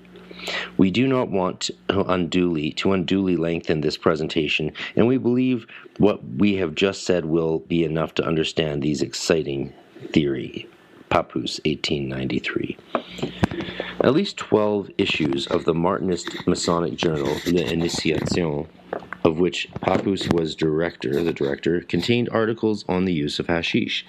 An 1889 issue included an essay, Testament d'un Hashishin, from regular contributor, the pharmacist, theosophist, and founder of cannabinology, Jules Giraud, also known as Numa Pandorak. Giraud wrote about the ability of hashish to see through the veil of Isis, and referred to it as the guardian angels in jam, the patriotism in marmalade, the providence in compote. Giraud wrote numerous articles on hashish for various occult journals through the end of the 19th and start of the 20th century. In his Predictions d'un Hashishin sur le hashish, which appeared in 1905 edition of La Voix, Revue mensuelle en haute science, he wrote how to take hashish is to place oneself in the hemp of the Lord. It is not a vulgar drunkenness. It is a retreat, a consultation of a tabernacle, a Eucharistic duty, a noble habit of sacred intoxication, an Orphic diathesis. Giraud, 1905. A disapproving critic in an 1889 edition of The Theosophist, Volume 10, wrote of Giraud's celebration of cannabis and mysticism, The Great Paradoxes of Numa Pandarak, 1888, as a disgraceful rhapsody on the pleasures of intoxication by a writer who seems to practice what he preaches. Some very cool flyers copied on initiation and some from the, just so amazing. This whole book has amazing illustrations that haven't been published before. Cover of L'Initiation, Masonic journal that Pappus was editor of, and an illustration of Pappus from Leo Taxil's 19th century anti-Masonic journal Le Diable. Other figures associated with the 12 Martinist masters at the time of Pappus within the Order Martiniste of 1891, also known as Concile Occulte des 12 de la Rose Croix, that wrote about and experimented with drugs included Stanislas de Gaida, Paul Sédir, and Josephin Paladin, as well as later initiates like René Guénon. Sédir dedicated his Les Plantes Magiques, 1902, to Pappus. Les Plantes Magiques covered filters, tinctures, unguents, and the various herbs used in their preparation, and these included a variety of psychoactive plants. Quote, "Let me introduce to you this small essay dedicated to you, who was the first to awaken my spirit to the things of the occult. Since the 12 years that you have admitted me to the show of your labor, many faces of science have passed before me, which you have made to see the beauties of and also its flaws. Now that I finally understood the path you follow, I am pleased to say in public the great debt I owed to you." Sédir, 1902. The dedication of this particular volume from Sédir to Pappus, whom he credits with awakening him to the occult, may well indicate that this introduction came via the aid of the plants discussed. Sédir certainly indicated a keen awareness of drugs and their occult use. Quote, "Hashish and opium are two of the most known among the plants of mental action effects, but no one in the Occident knows of the scientific handling of them, unless the person was to be initiated in the Orient. The stories of Quincy or Baudelaire, which, regardless of their merit of art and of sincerity, does not give any indication on the possibilities of such admixtures. All we can say is that the use of such drugs can lead to intellectual ecstasy that, if the subject could, in advance, can, by sheer force of will, master his mental strengths and become able to govern the association of ideas without excitement, for this is not an easy task. Otherwise, if a Hashishin has not fixed understanding of it, he leaves on an adventure in a boat without rudder on an ocean otherwise more terrible than the Sea of India with its cyclones, and he may return with madness as a companion, or even never return at all." Sédir, 1902. Paul Sédir, 1871-1926. The Indian hemp, this is a quote, "The Indian hemp gives an extracted resin, which is the famous hashish.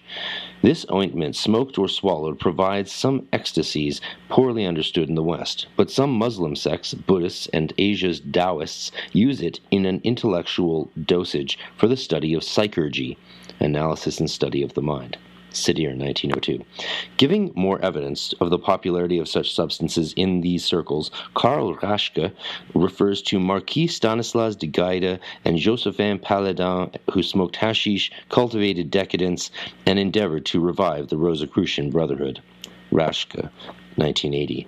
Paladin does make reference to the hashish and opium in his writings, but it is more with Stanislas de Gaida, 1861-1897, we see the open endorsement of such substances.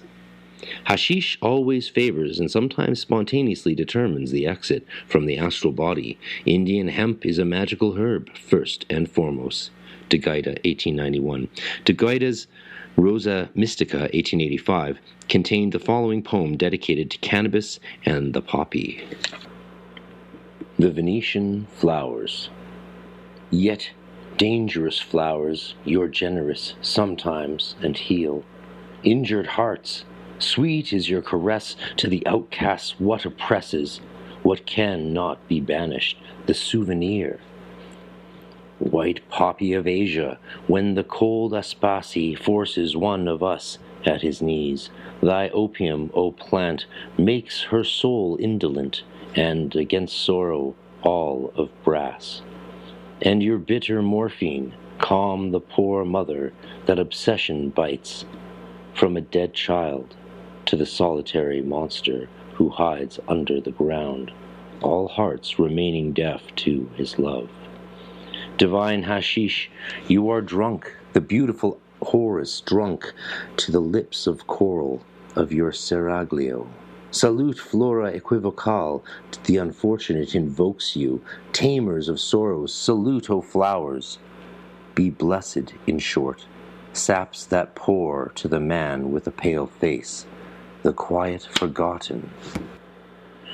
As Jose Moreno notes, even the traditionalist, ultra-conservative, and bourgeois Gnostic René Guénon is attested to have used hashish and opium as an aid to contemplation, at least until marriage. And the most plausible thing is that he persisted in it later, since it began in the Sufi monasteries from 1912, trying to keep it in the greatest of secrets. Moreno, 2012. A curious and humorous account in La Magie à Paris, Thimi, 1934, records how certain hidden masters told René Guénon to smoke cannabis from a water pipe. The story has it that the occult author Zam Botiva had sought Guénon to write a foreword for his Asia Mysteriosa, a work that involved channeled messages from three sages who were supposedly stationed in the Himalayas, the sort of occult shadow hidden master figures popularized by the works of Eckartshausen and Blavatsky, and according to René Thimi, Guénon insisted on questioning them on their authenticity by choosing a Sanskrit word, Hamsa, which Thimi stated signifies the symbolic swan, and also the liberation of the mind, spirit, to see if they could identify it and test them. They responded, "Smoke hemp root in a water pipe and you will know what Hamsa is." I think a few things may have become altered in Thimi's retelling of this story. I have my doubts that Hamsa was used as a Sanskrit word, as the identical word is used in the Mideast for Hand of Fatima, and amongst the Druze, it is seen as a reference to a hidden Messiah who is periodically reborn. This figure of Caliph Hakim, discussed in Nerval's story, was considered an incarnation of Hamsa, and considering his realization of deity in the story came through the ingestion of hashish, the answer from Botiva's hidden masters fits with the earlier account. However, the suggestion to smoke hemp root would be peculiar, as although the roots of cannabis do have some medicinal qualities, they would not be psychoactive smoked. And this again is likely a mistake on the part of Thimi. This response is a little ironic when you know a few decades prior Blavatsky's own secret occult rulers, the Mahatmas, were at times written off as the stoned hallucinations of her hashish use. According to Thimi, Guénon, who at this point in his life was abstaining, refused to let them use the foreword, as he was not taken with the sages who invited him, the grave philosopher, to smoke hemp in a water pipe. Thimi, 1934. However, in a rebuttal, Bovita produced a foreword written by Guénon in a 1931 edition of Revue de Paulere, and said it had been rejected prior to Guénon's story of its refusal, with the comment deriding Guénon as the grand master of occultism who distributes, with the morgue and sufficiency of the medicine of Molière, plasters and ointments, Hermetic. Bovita, 1931. L'Initiation also included works from the Freemason Victor Michal quote, who was familiar with crystal gazing, with hashish, astral projection, table turning, and a certain theory of Sayyidism, as taught by the old man of the mountain, i.e., the chief of assassins of Lebanon, Godwin, 1994. Michal contributed the following poem dedicated to cannabis, with dedications to the great pantagruelist Rabelais. Hemp, hemp. Hemp is of humanity, living under the laws of harmony, and flourishing in liberty, the strict image define. And Rabelais, by his burin of hemp eternalizing glory, when he gave it for godfather, his hero of august memory. The pentagruelian's herbs grow straight in spud space. It discards of its furrow thief's bad herbs, slugs. Its leaves goes by 5 and 7, number of group and series set, as the field formed a forest, that the brave wind fury. As far as that goes of humanity, hemp is born male and female. At the hour of puberty, the double sex reveal itself, and we see the field covering itself of a luminous dust. Stamens just opened themselves. This is the love that populates the earth. Swaddling cloth, bed sheet, or grave cloth, hemp which we make canvas from, follow man to his coffin. Still, yesterday, it was a cloth, a sheet. Isn't the whole of humanity to replace of memories that become the paper on which we write stories? Hemp doesn't only have a body, of its spirit fiery flamed, its prodigal unsparing us the treasures. Of hemp, hashish is the soul, hashish this precious juice, of African or Asian hemp, which once drunken the gods, which they called ambrosia.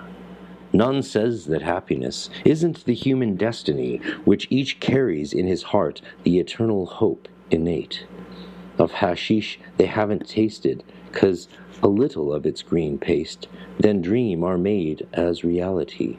It's always, as always, the open door. Victor Michal.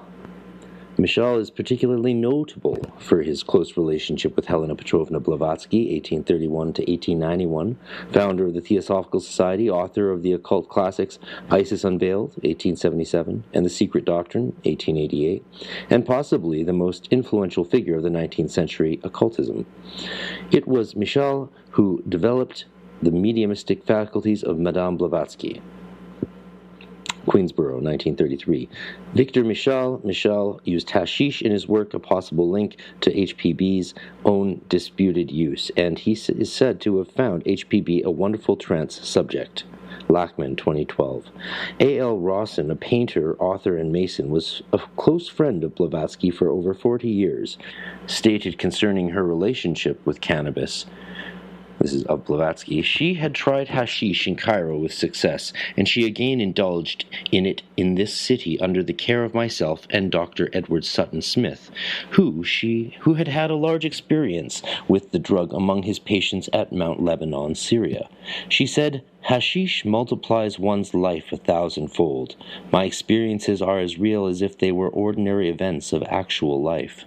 Ah, I have the explanation. It is a recollection of my former existences, my previous incarnations. It is a wonderful drug, and it clears up profound mystery." Rawson, 1892. Wow, it's pretty remarkable that Blavatsky said that and attributes her memories of past lives to hashish-inspired fantasies and imaginings.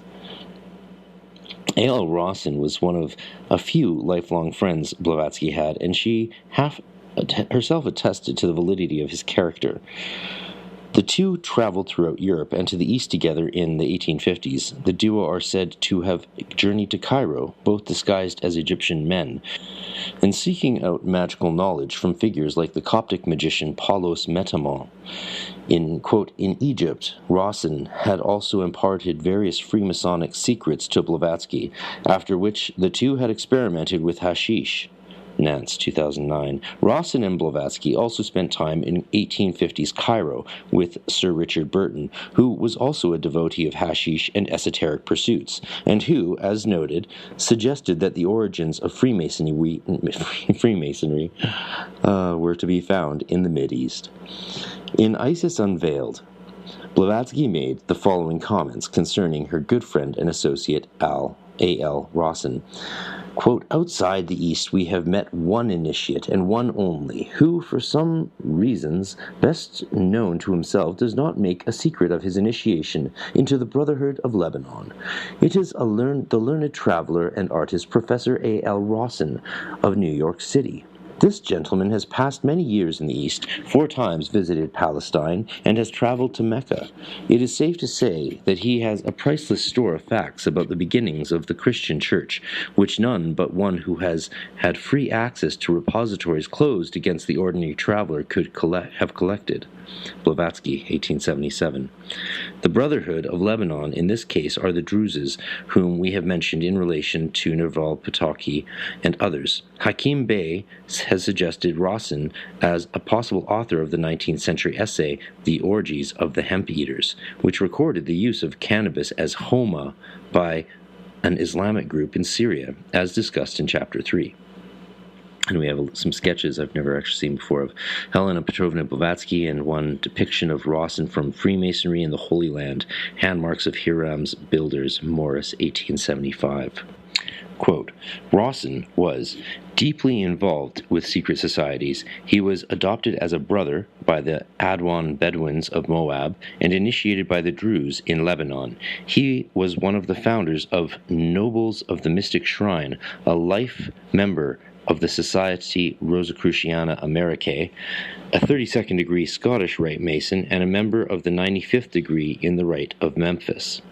He wrote Rituals for Several Secret Societies. Johnson, 1994. Rawson was also an initiate of Societas Rosicruciana in Anglia, Rosicrucian Society of England, a Masonic esoteric Christian order formed in 1865. We often call it Sauce Ross or Sauce Ross. And he was particularly influential in the drafting of the initiation rites or ceremonies of the Shriners, and is said to have provided much of the Arabic background. Rawson himself is said to have converted to Islam by some sources. In the Masonic myth, J. Kinney states that Rawson, whom he saw as something of a fringe Masonic confidence man, had claimed to have translated the original rituals from the Arabic and to have provided the new organization with actual contacts with Eastern Brotherhoods. Kinney, 2009. An article about Rawson from an 1896 edition of the Masonic Review refers to him as the founder of the Mystic Shrine in a glowing biography. Quote, after studying law, he made 4 visits to the Orient and in 1851 to 52 made a pilgrimage from Cairo to Mecca with the annual caravan. Disguised as a Mohammedan student of medicine, Mr. Rawson has been adopted as a brother by the Adwan Bedouins of Moab and initiated by the Druzes of Mount Lebanon, is a founder of the Theosophical Society of the United States, and is a member of various literary, scientific, and geographical societies. Mr. Rawson had, in 1853, been initiated into the order of Bektash dervishes, and from him came the inspiration of the incantations, the oriental symbolism and mystic allegory which makes the texture of this great fraternity's, Shriners, ritual. The ancient Arabic order of the Nobles of the Mystic Shrine for North America identifies Rawson as a pivotal and founding member of the Shriners. They say, the constitutional authority from promulgating the principles and practice of the order was confided to Dr. Walter M. Fleming, 33rd degree, and his associates William J. Florence, 32nd degree, Edward Eddy, 33rd degree, John W. Simmons, 33rd degree, Sherwood C. Campbell, 32nd degree, Oswald Merrill de Aubin, 32nd degree, James S. Capel, 32nd degree, John A. Moore, 32nd degree. The last Civ have since entered the Unseen Temple, Charles T. McClenachan, 33rd degree, Albert Robert P. Moriarty, 33rd degree, Daniel Sickles, 33rd degree, George W. Miller, 33rd degree, and William S. Patterson, 33rd, together with Albert L. Rawson, 32nd degree, the Arabic translator, all prominent ancient accepted Scottish Rite Masons and Knights Templar of New York, NY, who instituted the first temple of the order in that city under the title Mecca Temple, Nobles of the Mystic Shrine, on September 26th, convenient date, 1872, Livingston, 1903. It was through Professor Albert L. Rawson who, through correspondences and knowledge of the language, the Shriners' rituals and history were comprised, and from which the order started. Livingston says, "The Order of the Nobles of the Mystic Shrine was instituted by the Mohammedan Caliph Ali, the cousin germain and son-in-law of the Prophet Muhammad, God favor and preserve him, in the year of the Hegira 25, which is AD 644, at Mecca in Arabia as an inquisition or vigilance committee to dispense justice and execute punishment upon criminals who escape their just deserts through the tardiness of the courts, and also to promote religious toleration among cultured men of all nations.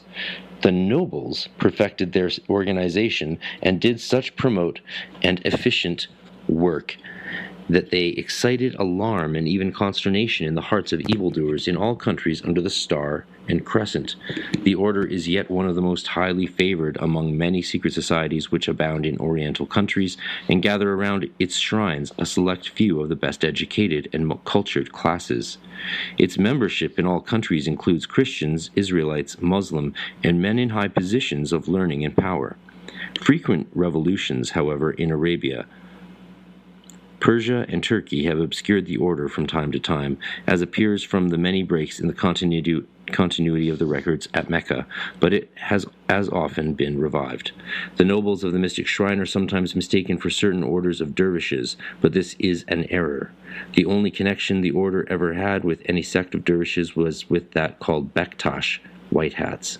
This warlike sect undertook to favor and protect the nobles in a time of great peril, and have ever since been counted among its most honored patrons.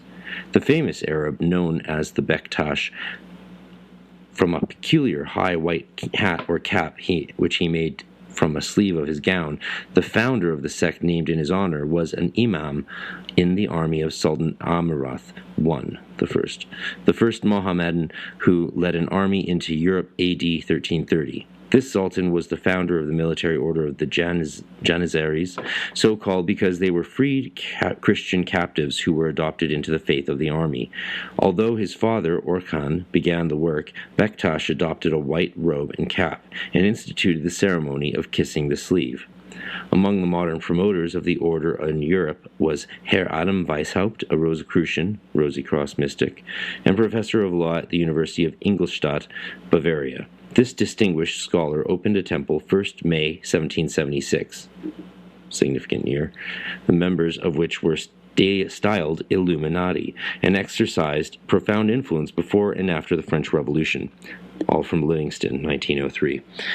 Historically, we know that figures associated with the order have been for centuries referred to as smoking hashish in a ceremonial way.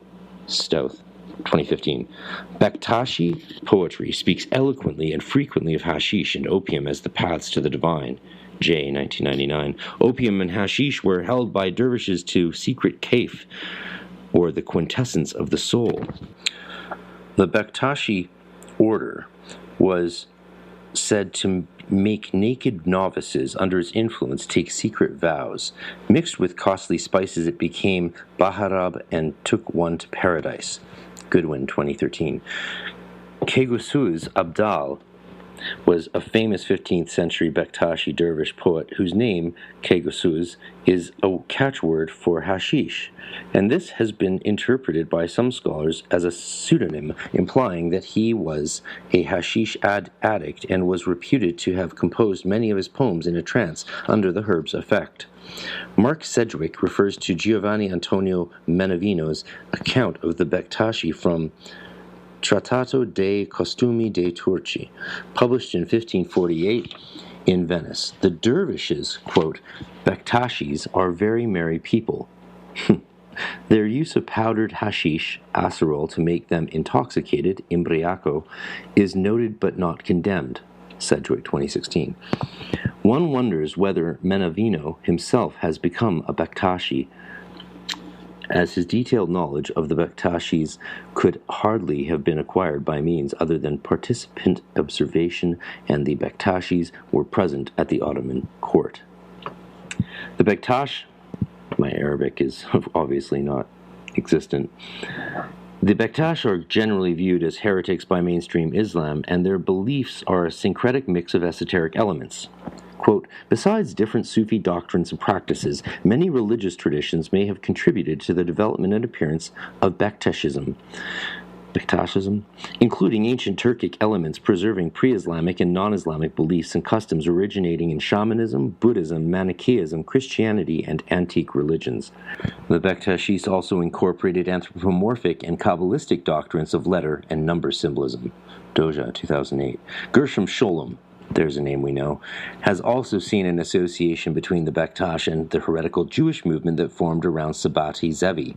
Scholem, 1995. This is interesting in relation to the messianic Jewish figure Joseph ben Zur, whose inspiration from hashish was described in chapter 15. Writing in the 19th century, Richard Davy wrote that the Bektash are said to even be affiliated to some of the French Masonic lodges. Davy, 1897. This connection seems to have been well known. In 1906, H.N. Brailsford stated in reference to the Bektashi that their place in Islam is perhaps most nearly analogous to that of Freemasonry in Christianity. Fascinating. And that Bektashis themselves like to imagine that the Freemasons are kindred spirits. Brailsford, 1906. This is amazing. There may be some surviving elements of the Bektashis' divine intoxication to be still found today in the mystic shrine, albeit here adapted to Western tastes, and alcoholic beverages taking the place of the hashish and opium preferred by the Bektashis. As Master Mason P.D. Newman relates, I just covered one of his articles, and Chris is going to hook me up with him for an interview because they're buddies. So this is very exciting. States, in stark contrast to the contemplative formalities of Masonic ritual since its inception, and according to its own description, the ancient order of the nobles of the mystic shrine has always been about fellowship and fun. Moreover, alcohol has always been a mainstay of shrine activities. Indeed, even in Masonic jurisdictions where Freemasons are not permitted to participate in the wine-stained jovial toasts of the table lodge and festive board, the shrine has always allowed its alcoholic indulgences. P.D. Newman, 2018. Curiously, later accounts of Shriner history seem to somewhat downplay Rawson's role in it. Rawson also wrote about turning on the 19th century physicist Dr. John Tyndall, 1820 to 1893, who is said by Rawson to have remarked after a number of experiments with hashish, quote, this is how Jacob saw heaven above his ladder, and how St. John the Revelator got his glimpse of the celestial and infernal regions. Amazing. Some more beautiful illustrations of the ancient Arabic order and other such things. Journeys into the underworld. The rumors of hashish use by theosophists was certainly cause for scandal. The authors of the Methodist Review, I love Methodists, complained, Theosophy, the wisdom religion, visits us from afar, from time to time, in the persons of such missionaries as Madame Blavatsky, Colonel Henry Olcott, Mrs. Anne Besant. It also hails from the dreamy Orient and comes to convert the Occident. With the mild delirium of hashish swimming in its eyes, it feebly stretches out its soft and inefficient hands to direct and push on the intense interest of urgent affairs of this practical land. It attempts to bring reverie to bear upon action and achievement. It produces a weak literature, attempts limited philanthropies. If a theosophist has a creed, he keeps it carefully hidden. The truth he claims to possess is, on his representation, so deadly dangerous to all other faiths, and is so completely covered from sight, as to suggest to the malignant mind of the prowling enemy the possibility of having him arrested and locked up under the statute against carrying concealed weapons. Ridiculous. Mason and Sewell, 1893, from the Methodist, the good old Methodist Church. I asked once in seminary what's the difference, what a Methodist really was, and someone said, to the laughter of all present, they're Anglicans who like to go outside. because they formed in public preaching in the fields and stuff. It is likely over such controversy as this, which was widespread, that Blavatsky's later writings seem to reject the use of cannabis and other psychoactive substances for spiritual purposes, as does the modern Theosophical Society. Yeah, it's remarkable how many groups have liked to pretend that none of this stuff ever happened or existed in their pasts. Blavatsky was also well acquainted with the 19th century Freemason and inventor George Felt, who gave a lecture in Blavatsky's apartment in 1875 on the lost canon of proportion of the Egyptians, knowledge that came to him by chemical means. Felt had hoped to introduce into the Masonic fraternity a form of initiation such as prevailed among the ancient Egyptians. Quote, Felt's desire to make Freemasonry better resemble the Egyptian mysteries, one of its supposed ancestors, brings him into the same ambit as Rawson, the propagator of the rites of Memphis and other orientalizing orders. One possibility that leaps to mind is the controlled use of a drug such as hashish, with which the French magnetizes often enhanced the perception of somnambulists, which had brought Randolph such unforgettable experiences, and with which Blavatsky herself had experimented both in Cairo and New York. Godwin, 1994. René Guénon believed that Felt had introduced Blavatsky into the occult order of the Hermetic Brotherhood of Luxor, HB of L, and that she was later expelled, then went on to form the Theosophical Society, all orchestrated by veiled Eastern masters, the famous Eastern masters, of course, in Guénon's hidden hand view. In reference to the mail order instructions for initiation of the HB of L, Hidden Brotherhood of Luxor, Godwin notes, quote, an essential part of the initiation ceremony seems to have been the taking of a pill that was sent along with instructions. Probably this contained a concentrated dose of hashish and or opium to ensure a memorable experience and perhaps even a communication with the entities of the interior circle. Godwin, 1994. The interior circle was a group of hidden initiates deriving from the concepts of Eckartshausen, Blavatsky, Guénon, etc.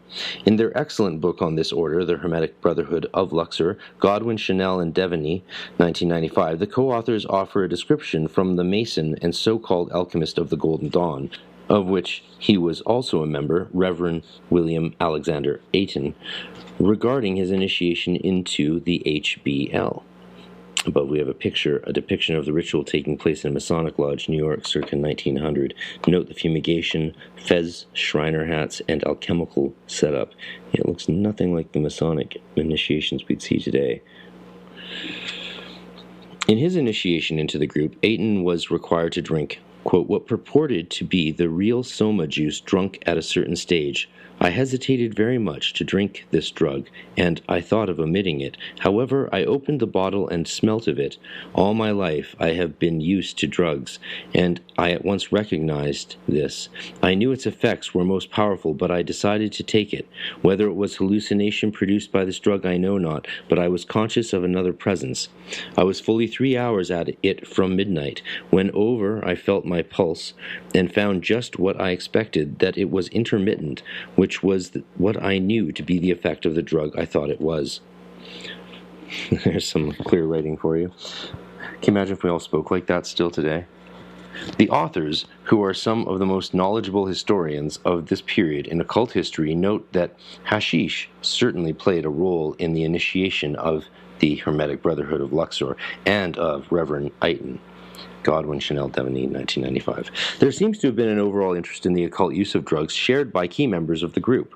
In the Occult Magazine 1, number 1, February 1885, the editor, Peter Davidson, an important figure in the Hermetic Brotherhood of Luxor, quotes Eckartshausen on the narcotic properties of substances which will exalt the nervous susceptibility as well as assist in clarifying the veil of atmospheric density, inducing trance, etc., and increasing the power of representation and consequently of the astral visions. Devaney, 1997. Hermetic Brotherhood of Luxor was particularly known for their fascination with magic mirrors, which, like other aspects, likely came through the influence of P.B. Randolph.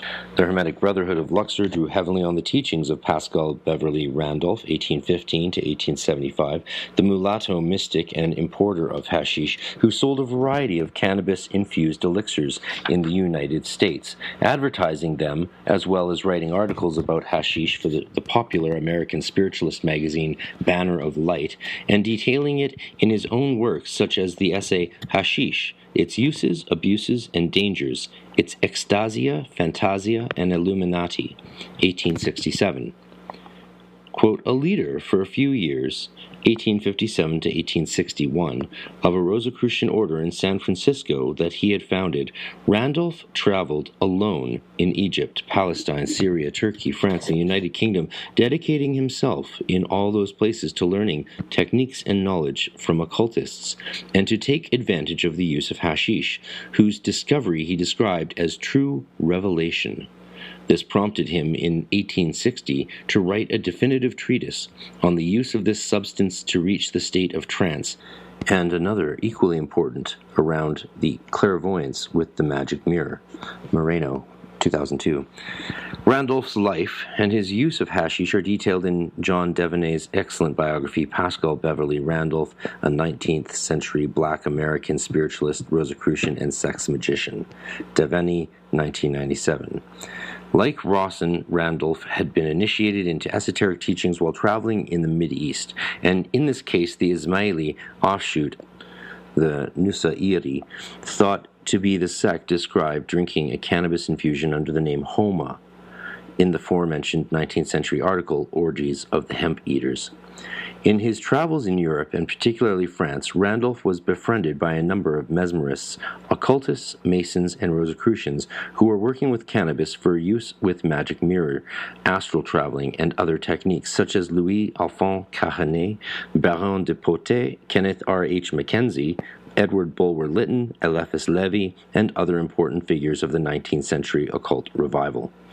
The French mesmerist, spiritualist, and occultist Louis-Alphonse Carnet, 1809 to 1885, was particularly influential on Randolph, and it is likely here he gained his biggest influence in regards to the mystical use of hashish.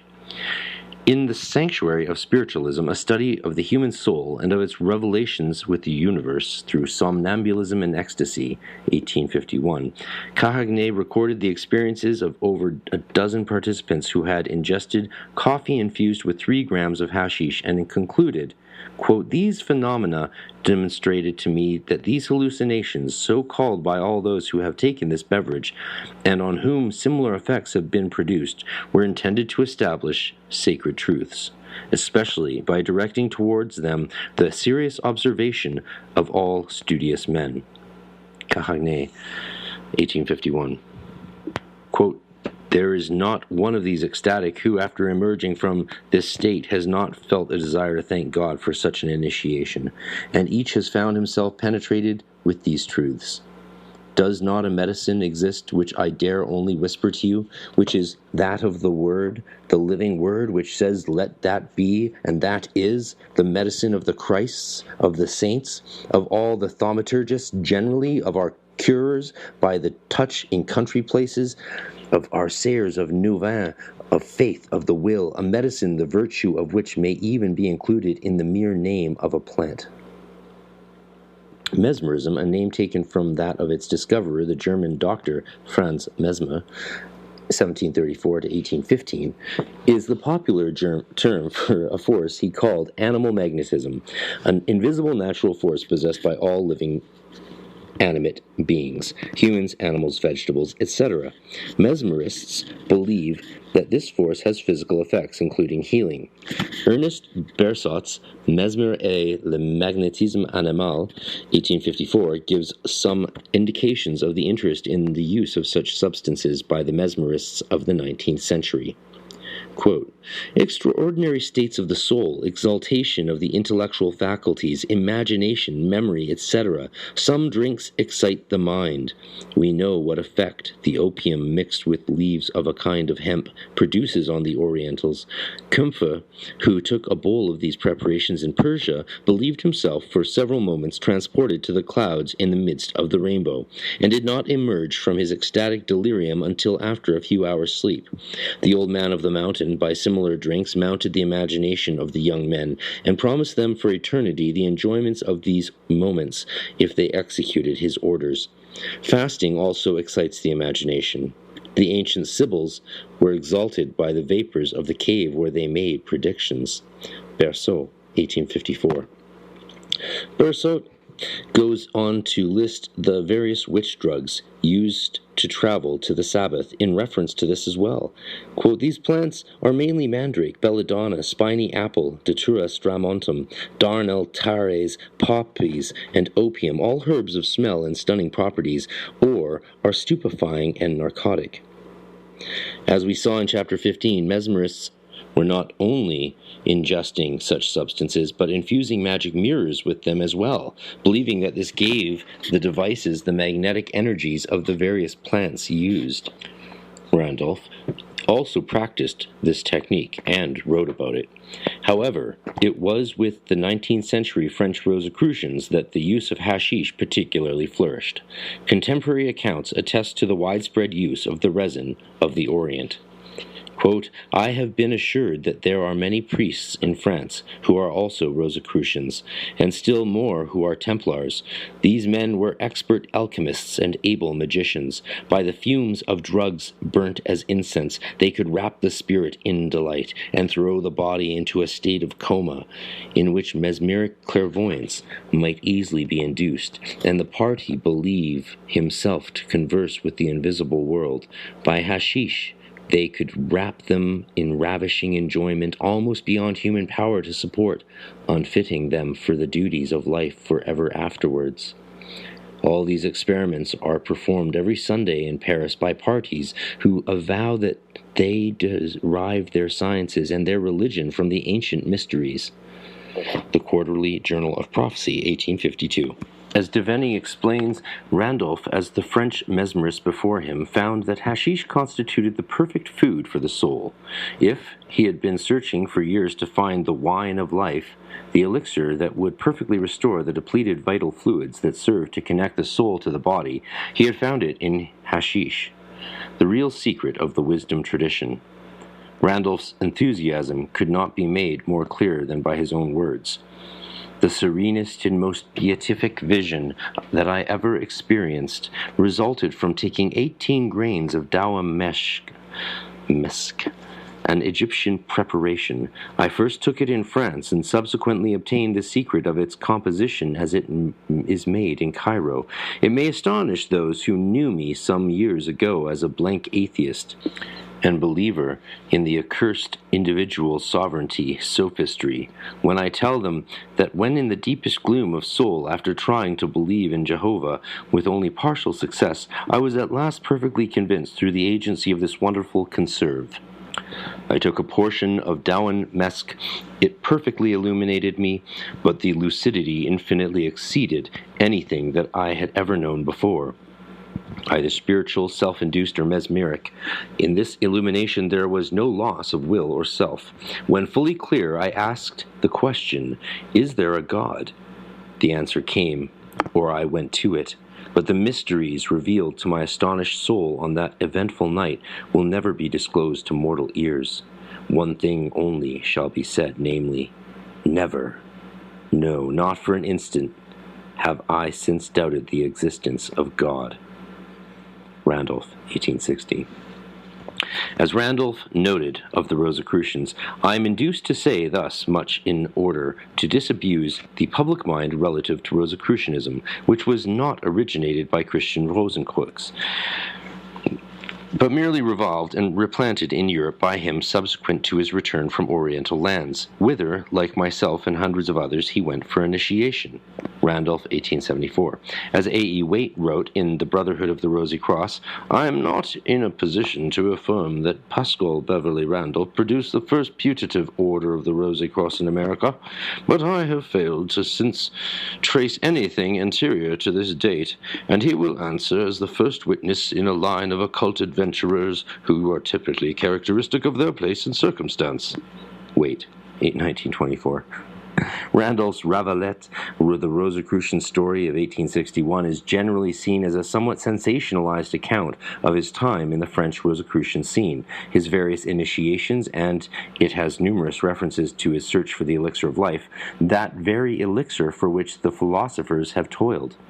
Rabelais also describes Randolph's trip to the Mid-East, quote, to obtain the material in Jerusalem for the composition of the elixir of life, not that I intended to make it, but because I wanted to use them in my medical practice. Randolph, 1861. It was here that Randolph was allegedly initiated into the Nusari tribe of Syria, who we discussed in Chapter 3 for their sacramental use of cannabis as homa in the 19th century, as well as their grail-like ritual of the cup. Awesome. The knowledge that Randolph gained from these people led to the Anseratic Mystery, 1873. The name Anseri identifies the same people as the name Nusairi, the latter spellings representing the Elysian of the original Arabic name with the initial N. Elysian is a linguistic function. I haven't seen that word in a while. Elite. As we saw in Chapter 12, Randolph clearly viewed the elixir of life as some sort of preparation of cannabis, and we can be sure his mission to Jerusalem was a success, as by the time of Rabelais' publication he was already advertising a variety of products from the very best Oriental hemp. He was preparing and selling with his Native American wife, Mary Jane, an Indian woman descended from a long line of native medicine men and is thoroughly educated in her profession. You can't make this stuff up. At one point before the Civil War, he was probably the largest importer of hashish into the United States. Whoa. You go, Randolph and the Rosicrucians. In reply to the numerous correspondence, let me say that nearly all the hashish I brought with me from Europe, and none other is fit to use, is exhausted. The balance I will sell at $4 a bottle, with full directions on how to secure the celestial and avoid the ill fantasies. I have only 25 cases left out of 350, so that those who want the genuine Oriental article must send at once to Dr. P.B. Randolph, 17 Bromfield Street, Boston, Massachusetts. And that was from the Banner of Light advertisement, October 1860. Randolph patented a variety of cannabis-based aphrodisiacs and medicines, giving them alchemical-sounding names such as Femile and Amile. And the differences he attributes to its effects leaves one wondering if he had stumbled upon the opposing effects of CBD and THC. Excellent observation by Mr. Bennett here. Quote, he touted the first as especially suited for nervous exhaustion and the second as a panacea for passional excess, onanism, etc. Together they were the best aphrodisian in the world. The story of Ravaletta, and the search for sacred elixirs is particularly interesting in relation to other Rosicrucian adventure stories, such as Edward Bulwer Lytton's Zanoni, a Rosicrucian tale. Baron Edward George Earl Bulwer Lytton, 1803 to 1875, that's quite the name, was an English novelist, poet, playwright, politician, and Rosicrucian. His novels were immensely popular, and he coined the phrases the great unwashed, also pursuit of the almighty dollar, the pen is mightier than the sword, dweller on the threshold, and the well-known opening line, it was a dark and stormy night. Yeah, he coined all those terms. Amazing. Of course, I've read Zanoni, as we all must, usually, at some point, for me in the portal grade. Bulwer Lytton led the English Rosicrucians, a branch of the Scottish Rite Masons headed by Prime Minister Palmerston. Unlike the comparatively closed-mouthed members of the British elite around him, Bulwer Lytton was an outspoken exponent of the ISIS cult. Alexander Koch has suggested that the British version of The Isis ritual that Lytton was involved in was known for its dependency for spiritual renewal on hashish. Koch 2008. That's KOK for the reference. Unfortunately, Koch failed to reveal the source of his claim. Unfortunate.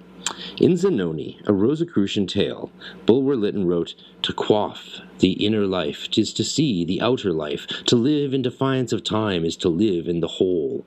He who discovers the elixir discovers what lies in space. For the spirit that vivifies the frame strengthens the senses. There is attraction in the elementary principle of light. In the lamps of Rosicrucius, the fire is the pure elemental principle. Kindle the lamps while thou openest the vessel that contains the elixir, and the light attracts towards thee those beings whose life is that light." Bulwer Lytton, 1842. Many real-life figures were referred to in Zanoni, such as the opium seer, Cazotte, who appears in person and as a companion of Zanoni, uttering his prophecies in a circle of national enlightened philosophers while in a clairvoyant trance, which Zanoni induced. Van Schlun, 2007. Like Cagliostro, Zanoni is known for his various medical cures. The astonishing feats of healing produced by Zanoni are perfectly explicable given sufficient knowledge of the herbal medicine he practices.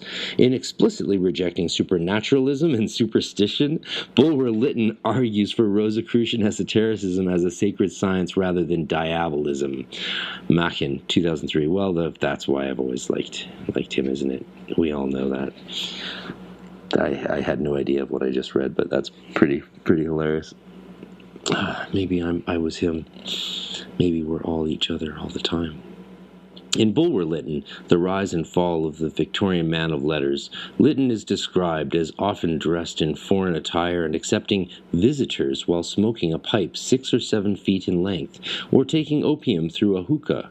Interviews were offered in a room decorated in the style of Pompeii and lighted by a perfumed pastille modeled from Mount Vesuvius. Small children found the whole effect terrifying. Sir Leslie Ward found him almost satanic-looking. Thomas Carlyle exclaimed, "I shall never forget Bulwer in this world. A mad world, my masters."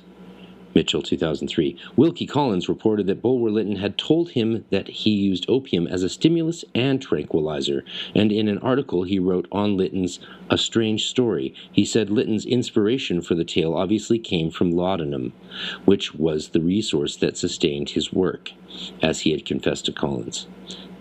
Bulwer Lytton regularly smoked opium, suggested that opium enhanced his intellectual well-being. A pipe is the fountain of contemplation, the source of pleasure, the companion of the wise, and the man who smokes thinks like a philosopher and acts like a Samaritan. Barter, 2004.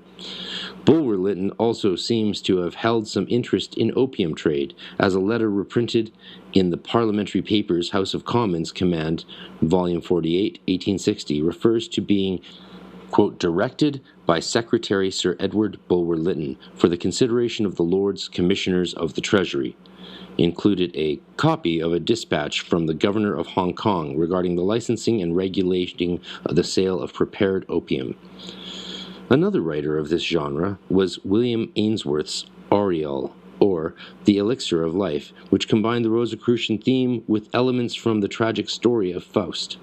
Aureole contains the following hallucinatory description of a dwarf, drinking what he thinks is his recently deceased master's potion of the elixir of life. I next looked round to see whether the precious elixir was gone. On the table stood a phial, from which a strong spirituous odor exhaled, but it was empty. I then turned my attention to a receiver, connected by a worm with an alembic on the furnace.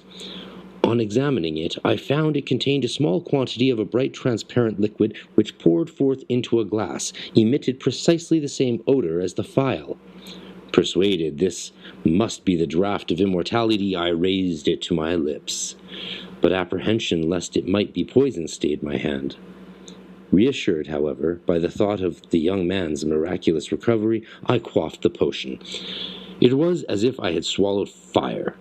At first, I thought all was over with me. I shrieked out, but there was no one to heed my cries unless it were my dead master and 2 or 3 skeletons with which the walls were garnished. And these, in truth, did seem to hear me. For the dead corpse opened its glassy orbs and eyed me reproachfully. The skeletons shook their fleshless arms and gibbered, and the various strange objects with which the chamber was filled seemed to deride and menace me. The terror occasioned by these fantasies, combined with the potency of the draught, took away my senses. When I recovered, I found all tranquil. Dr. Lamb was lying stark and stiff at my feet, with an expression of reproach on his fixed countenance, and the skeletons were hanging quietly in their place. Ainsworth, 1844, and a beautiful portrayal, I believe, of this image from Oriel of a treacherous rogue partaking of a dying alchemist's preparation of the elixir of life.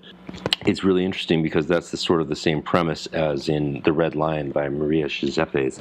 She might have stolen the idea from Ainsworth, perhaps, or at least the premise. We can be sure that Ainsworth was well familiar with the effects of various drugs and their role in the occult. He did, in fact, write about the assassins and other Islamic groups' use of hashish in the journal that he edited, the New Monthly Magazine, which also featured the work of Bulwer Lytton. An 1852 edition of the Monthly had an article, The Ansari, or Assassins. The term assassin is now generally admitted to be derived from these people and from the intoxicating drugs hemp and opium, hashish, which they used to excite themselves to deeds of desperation. Under that name, and under the name of Kurus or Shurus in Persia and Gunja in India, this drug is still extensively used in the East. The massive argument is rather in favor of the Ismaili being the so-called assassins of the Crusaders than the Ansari. Both, no doubt, have used or do use the drug hashish. 1852. That's what was in the magazine. In a personal narrative of the Euphrates expedition, Ainsworth reveals his deep knowledge and interest in such groups in a description that I would argue should see him added to the list of potential authors proposed by Hakim Bey for The Orgies of the Hemp Eaters. The Orgies, with Rawson and Randolph. 1895, quote, "The use of this herb is very common in the East. The Indian, Persian, and Arabic physicians and authors treat of it in their works. Makrisi particularly describes, in glowing terms, certain pleasure resorts near Cairo, which were famous above all for the sale of hashish. It is said in a work by Hassan to have been first used in 658 of the Hegira by a sheikh of the order of Haydar. An Arab poet sings of this Haydar's emerald cup, an evident allusion to the rich green color of the tincture of the herb. The sheikh, it is said, only survived the discovery 10 years, subsisting chiefly on the drug.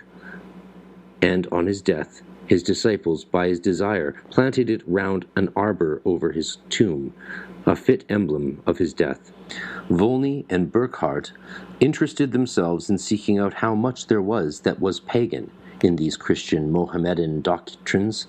The solar apotheosis of their chief prophet is declared to have been a pagan dream. But how far the doctrine of metempsychosis is grafted on the worship of Baal, or what affinity exists between Baal Fezer and the juggernaut of India, appear really to be questions but remotely connected with the Ansarians. Supposing they did admit the transmigration of souls as one of their many strange beliefs, the Ansarians have also been calumniated in common with the Ismailis and the Yazidis, Kurd worshippers of Ized, the evil spirit, as performing rites of an infamous description, similar to what were laid at the charge of the ancient Gnostics. Ainsworth, 1888. The above description fits with the ideas and belief brought back by Randolph after his own sojourn with his mysterious Mid-Eastern sect. It seems that the research and travels of some occultists may have led them back to the very source and origins of the Western magical tradition.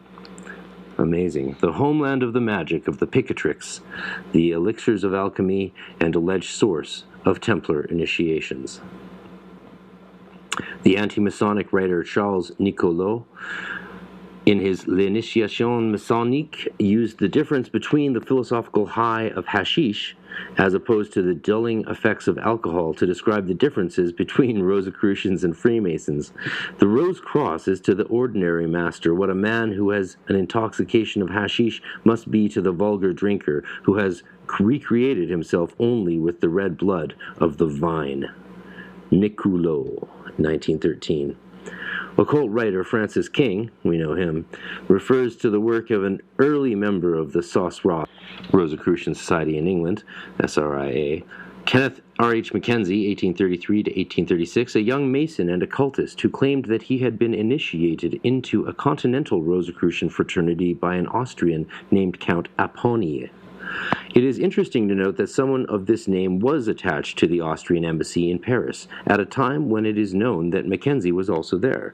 Mackenzie was a pupil of Fred Hockley, a great collector of ancient magical texts, who had himself been the pupil of a member of Francis Barrett's magical school. King, 1989. Mackenzie also spent time with the Lefis Levi and was an avid devotee of magical mirrors. Most notably, he was the author of the Royal Masonic Cyclopedia of History, Rites, Symbolism, 1877. That's, of course, a huge work in Masonry, giving us a clear indication of how substances like hashish and opium might have been viewed by Rosicrucians and Masons of the time. Quote, Mackenzie wrote an important article for the Rosicrucian, the short-lived magazine of the Sauce Ross, and in this he gave his exposition of his personal attitude towards the magical arts. King, 1989. And here's the quote.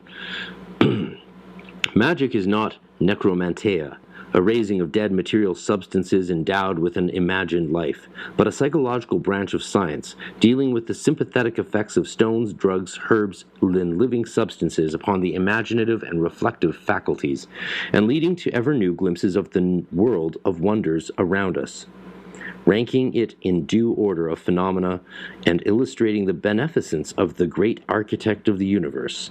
Magic, therefore, is a legitimately Masonic field of study, and in these days, where practical chemistry produces alcohol from flint stones, surely we may not be very astonished at the possibility of obtaining spiritual truth from the interrelations of material substances.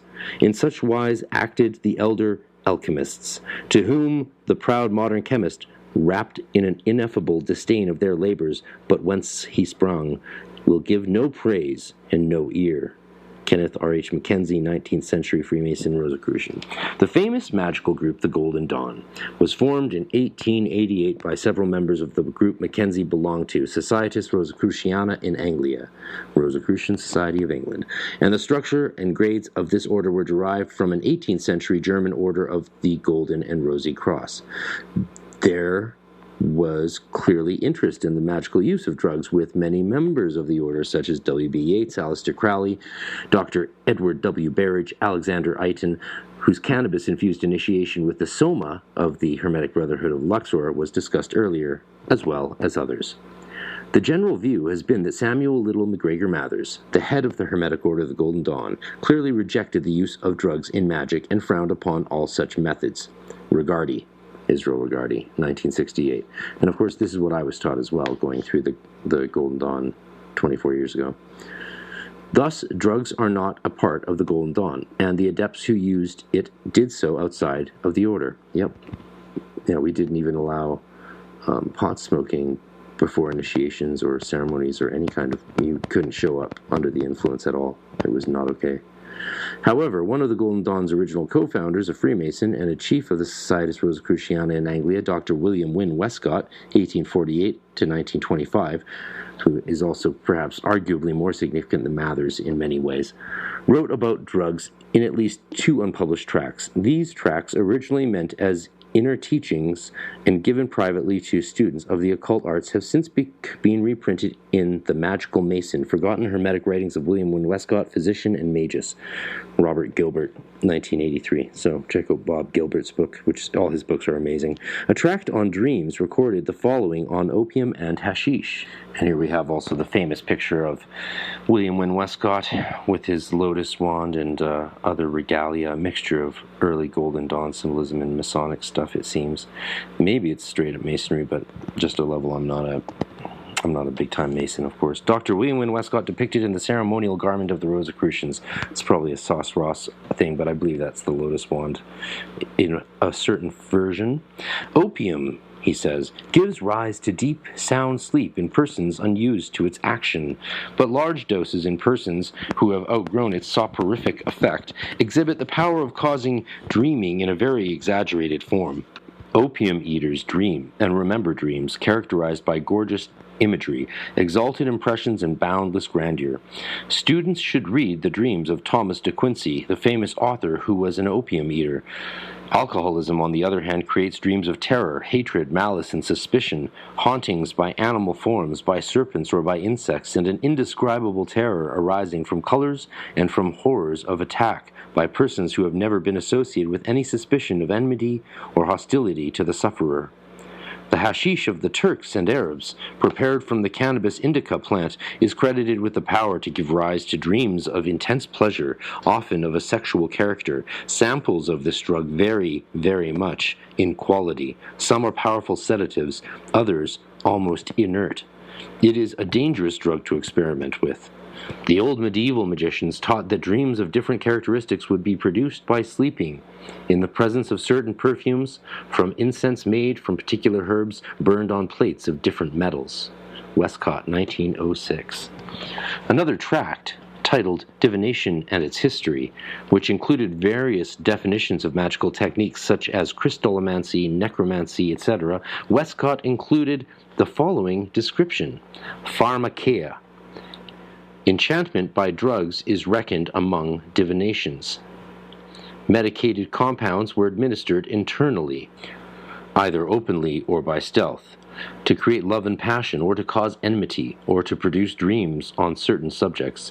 Leaves of the herb called molly and of the laurel, also jasper stones, were worn as amulets to ward off the effects of other charms used maliciously. The cannabis plant or Indian hemp was given to produce mystic visions.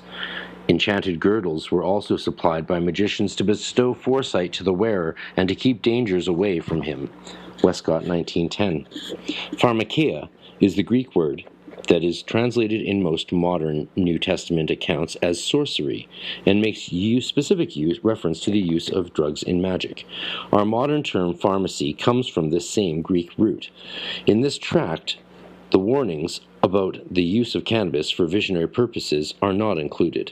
As well, there is the reference to enchanted girdles made from the plant, which is interesting in regard to the hemp cords that have been suggested as worn by witches, Templars, dervishes, and going back to Zoroastrian and Vedic references.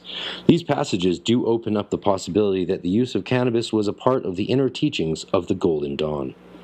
As Harrison notes, Westcott was particularly instrumental in the formation of the Golden Dawn.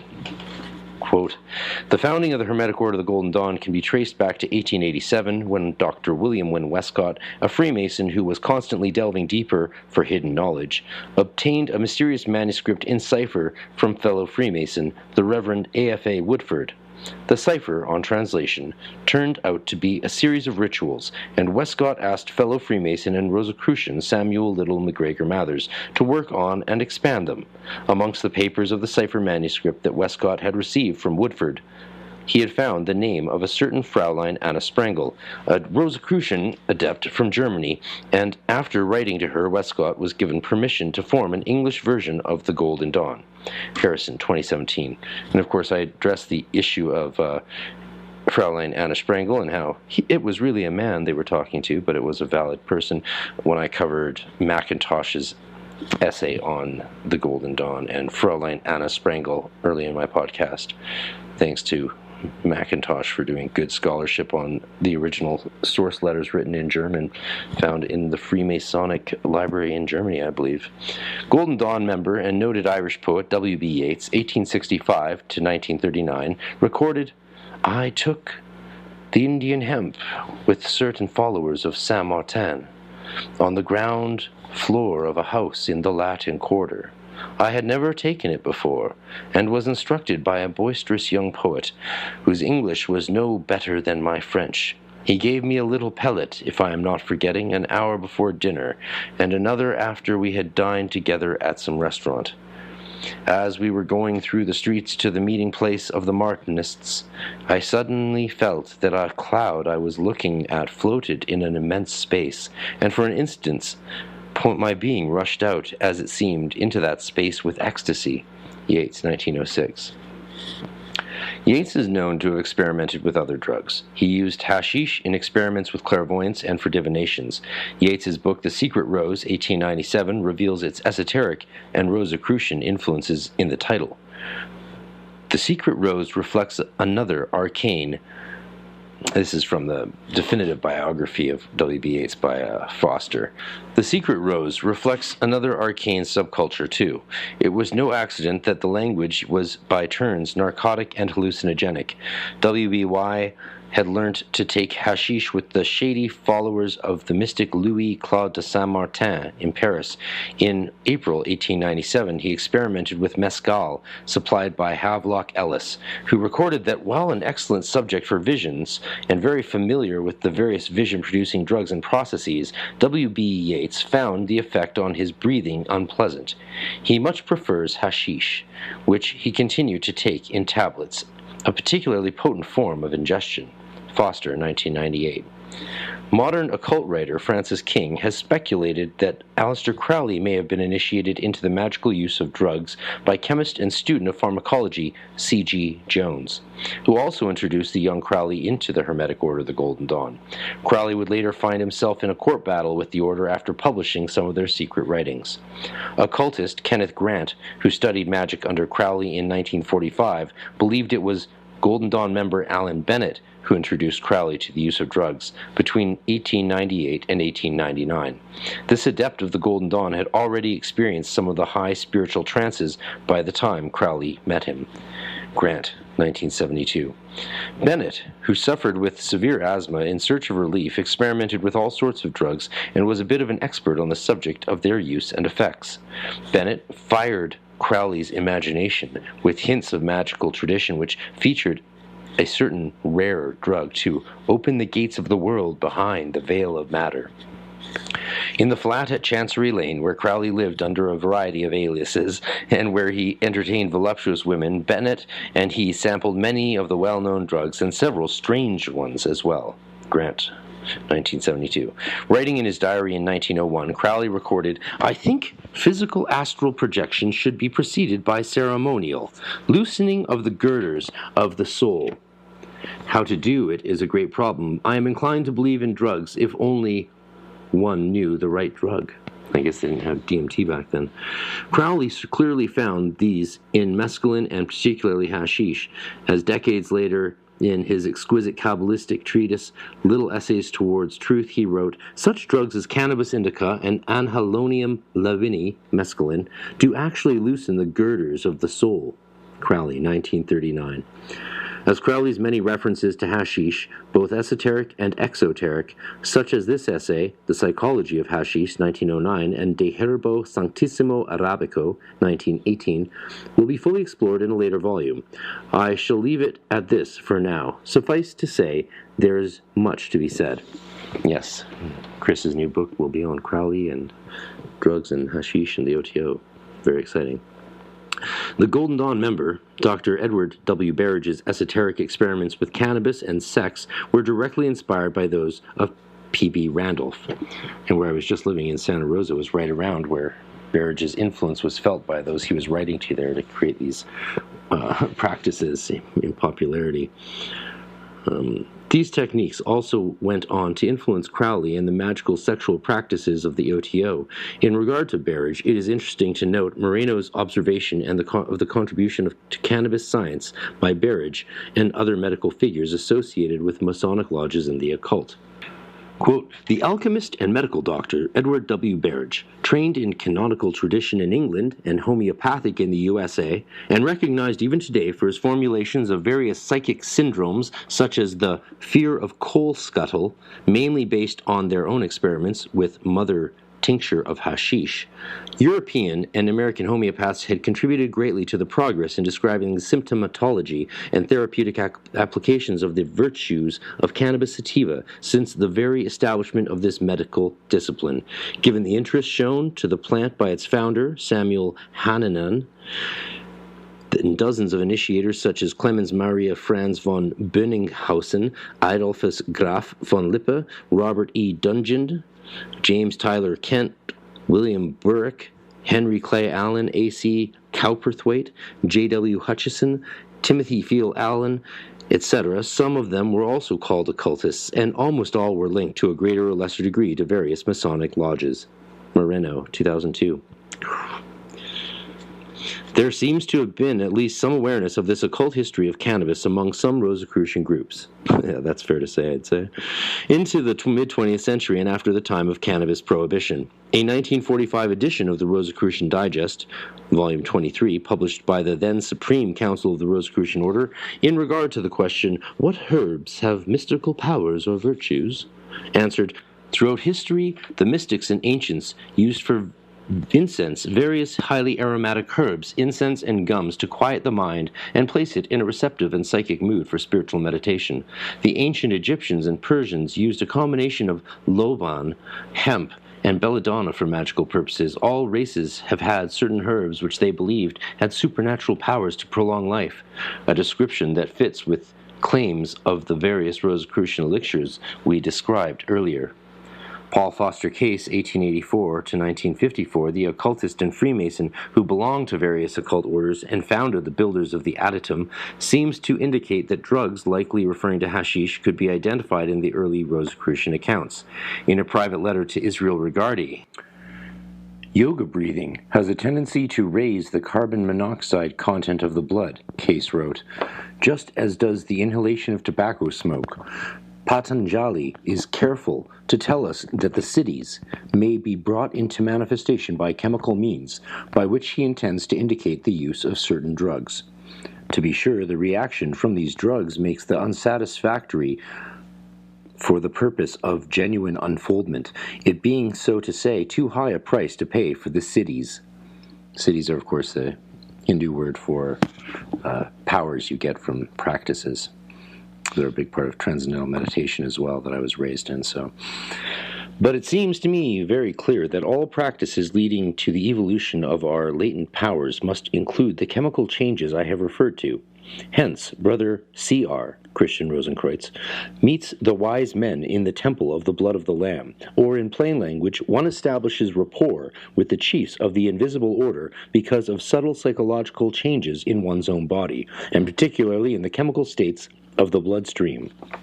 Yoga practices bring about some of these changes. So does ceremonial magic.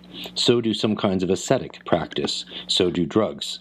The Kabbalistic interpretation of Christian Rosenkreutz and of Damkar is but the recognition of a formula which sums up the experience.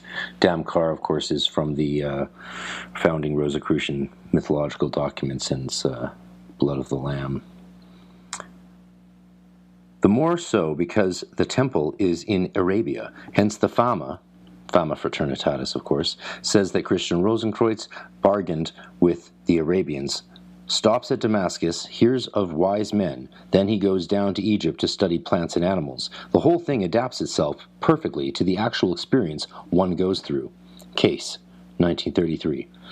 In regards to Patanjali, Case refers to Yoga Sutras 4.1. Quote, the subtler attainments come with birth or are attained through herbs, mantra, austerities, or concentration.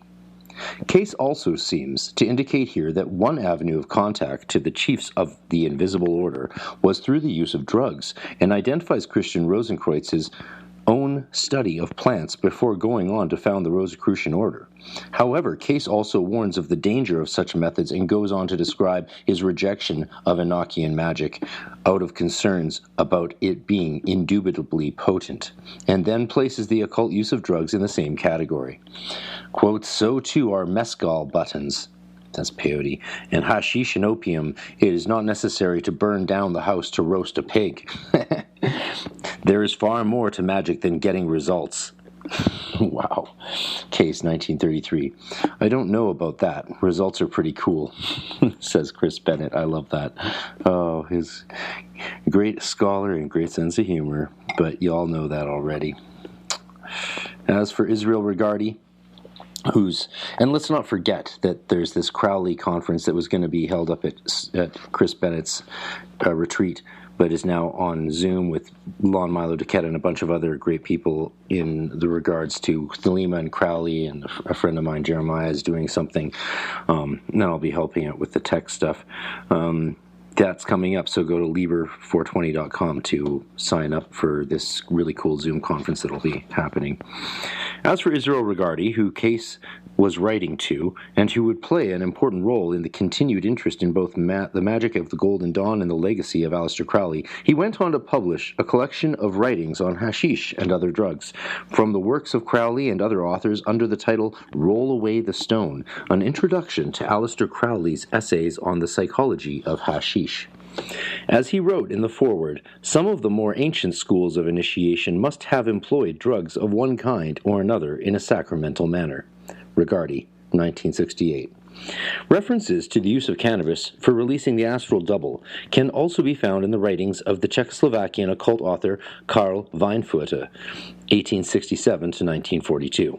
He was a founding member of the Theosophic Lodge of the Blue Star, a group which was dedicated to Masonic, Rosicrucian, and other occult influences, and included Gustav Meyrink, who was discussed for his alchemical references to drugs in Chapter 12 in Man's Highest Purpose, The Lost Word Regained, 1935. Weinfurter, like Case, referred to Patanjali's ancient reference in the Yoga Sutra, 400 BC, thereabouts, to siddhis, i.e. yogic powers, attained in different ways. They are gained by birth, plants, incantations, asceticism, or samadhi. Quote, by plants are understood opiates, hashish, and other narcotics, by means of which the astral body is freed and thereby the contact with the transcendental world is obtained. The Orientals know a great many of those vegetable means for the arousing of the higher senses and for the attainment of magical powers. The Indian vegetable mixture used for gaining these powers is secretly kept and usually known but by the guru, leader, how to be applied. Weinfurter, 1932. It is clear, however, that not all Rosicrucians were accepting of this message. Certainly H. Spencer Lewis rejected such, and he commented that when he reintroduced the order in the early part of the 20th century, he altered the Rosicrucian methods more than ever had been done before, in order to make it more acceptable to the modern initiate. The Encyclopedia of Religion and Ethics comments that the Rosicrucians had been, up until the war, very active in good works, especially in carrying investigations into the uses of vegetable drugs and the relief of disease by means of colored lights and hypnotic processes. Hastings et al., 1919. That's very fascinating mainstream recognition of the plant medicines and other therapies and therapeutic processes that the Rosicrucians were recognized for doing. That's amazing that it's in the Encyclopedia of Religion and Ethics. A statement which likely seems reference to the use of narcotics with infused magic mirrors and discs created on the basis of planetary correspondences by certain Rosicrucians referred to in Chapter 15. So basically this stuff that Marsilio Ficino was doing in the first hospital that he created under the de Medicis and the Pope, Alexander, it just kept going through these traditions, and it was alive and well up until the 20th century. The Christian occultist and Rosicrucian Max Heindel, author of The Rosicrucian Cosmoconception, 1909, that's one of the first books I ever got as a child, warned that certain negative phases of clairvoyance are also developed by taking drugs, by crystal gazing, etc. In all such cases, the faculty is a danger and a detriment, being uncontrolled by the spirit. Drugs have a fearfully destructive effect on the different vehicles of man. Heindel, 1955. However, as Heindel immediately goes on to warn about breathing exercises, Steiner also warned about breathing exercises, I think we can take this warning with a grain of salt and inhale safely. Quote, the most dangerous method of development is indiscriminate breathing exercises. Many a man is in the insane asylum today, or his body lies in a consumptive's grave, on account of having practiced breathing exercises in development classes taught by persons as ignorant as himself. Max Heindel, 1955. I suppose rhythmic breathing was the original gateway drug. But no, Steiner indeed said it was very dangerous to take breathing off automatic function and put it into intentional conscious function. He was very against it. As we enter into the late 19th and early 20th century, and the way I found that out was because I was having some problems after several years in the Golden Dawn and doing the different breath work and having done it as a child in the Transcendental Meditation, Maharishi stuff, and it was some of my Waldorf high school teachers, anthroposophists, who let me know Steiner's opinion on that stuff. As we enter into the late 19th and early 20th century period of occult history, I could go on at length about groups who ignored such warnings about the use of hashish and other drugs, and utilized them in initiation and practice, such as the Grupo de Ur, Fraternitas Saturni, the Ordo Templi Orientis, and others. So that would be the Ur group, was Evola's group, Fraternitas Saturni, who's that? I forget. And the OTO, and others, along with a variety of well-known independent occultists from this time period. A whole book could be written about Aleister Crowley's magical references to hashish and other drugs alone. However, as this period of history will be the topic of my next book, I will refrain from that here, for space's sake, and save that discussion for then. However, before closing this chapter, I do want to note the intriguing influence of the Masonic and Rosicrucian traditions in the development of a modern, influential, and increasingly popular religion of Rastafarianism, which is well known for its sacred use of ganja. This Caribbean tradition has long been noted for its syncretic elements of Christianity and traditions involving ganja in India that include matted hair or dreadlocks, smoking through chillums, and other instruments. In his excellent volume on the origins of the Rastafarian tradition, Dread Jesus, William David Spencer brings into play other contributions to Rastafari that have been otherwise unrecognized. As Spencer has noted, two early founders of Rastafari, H. Archibald Dunkley and Joseph Nathaniel Hibbert, were members of the secret Egyptian Masonic order, the Ancient Brotherhood of Silence, or Ancient Mystic Order of Ethiopia. The Masons had consciously adopted the name Jah from Psalm 68:4. It's the Hebrew divine name Yah, of course. Spencer, 2011. Spencer also identifies Rosicrucian elements adopted and influencing Rastafarianism, and other Rastafarian historians such as Dennis Forsyth in Rastafari, The Healing of the Nations, refer to secret knowledge that has been guarded and kept alive over the years by such people as the Freemasons, the Rosicrucians, and the Alchemists, etc. Forsyth, 1983. Clearly one of those secrets is this hidden history of cannabis, a plant which, like the Masonic story of acacia growing on the grave of Hiram Abif, according to Rastafarian traditions, grew on the grave of wise King Solomon. Yeah. With the onset of drug prohibition, there was clear motivation for already secretive societies to distance themselves from the now illegal use of cannabis and other magical herbs, as even rumors of such use would be cause for concern, leading to investigations and possibly arrest. As the occult writer, former member of the Golden Dawn and member of various magical groups, Dion Fortune, lamented in her classic work on psychic self-defense, "It is well known that there are various drugs which can be used to exalt consciousness and induce a temporary psychism. It may not be equally well known that most of these substances come under the regulations of the Dangerous Drugs Act, and that to obtain them from some irregular sources, or even to be found in possession of them save for a legitimate purpose, is to render oneself liable to prosecution, and in this case, too, the authorities are exceedingly alert and magistrates exceedingly drastic." Fortune, 1930. Crowley was but one of a few occultists who attempted to challenge these laws in a number of articles. In this matter of the Dangerous Drugs Act, Parliament seems to have been inspired by ignorance made deeper by the wildest ravings of that upper class of newspaper which aspires to thrill its readers, if reading it can be called, with blood-curdling horrors. Crowley, 1922. Yeah, the English tabloids to this day are brutal is an understatement. The changes this legal situation wrought in the occult world can be seen in the watered-down versions of such groups that are around in our modern times. Despite older connections, the modern Rosicrucian movement is largely an artificial creation with its origins in academic histories of the occult. Jenkins, 2000. To be clear, I doubt that the vast majority of modern Masonic organizations or popular Rosicrucian groups like AMORC, that's Ancient Mystical Order Rosicrucius, have been concealing secret drug-infused initiations. No, I don't think so. Or even deep secrets of the Bible. Even modern Masons acknowledge that much of their rituals and rites has been lost through time, and countless books have been written attempting to reclaim what has been lost and understand their origins. This has also been true of the history of cannabis and other entheogenic substances, and most people have little knowledge of their role in magic, religion, alchemy, and the initiations of certain secret societies. Below is a very awesome postcard circa 1905 depicting a fez-wearing mystic smoking hashish and having hallucinations. It says, "Seeing everything." It's very cool.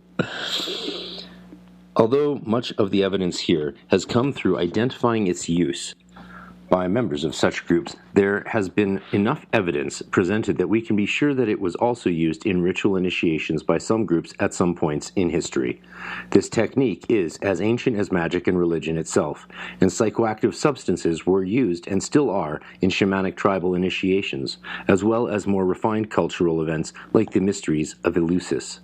Perhaps today, as anthropologists and psychologists examine the benefits of things like ayahuasca rituals and the potential benefits of psychoactive drugs, as opposed to the purely recreational use, the rediscovery of the Western magical tradition's use of such substances for similar purposes will come back into play and help restore the heart and mind of humanity at this troubled point in history. Thanks for listening. I'm glad that Chris and I had a conversation that led me to do this chapter in particular. And go to www.liber420.com to sign up in your email, and we'll let you know about his Crowley conference with Lon and all these other great people coming in a couple weeks. So go do that. Cheers, thanks. Follow on Spotify and review us well on Apple Podcasts.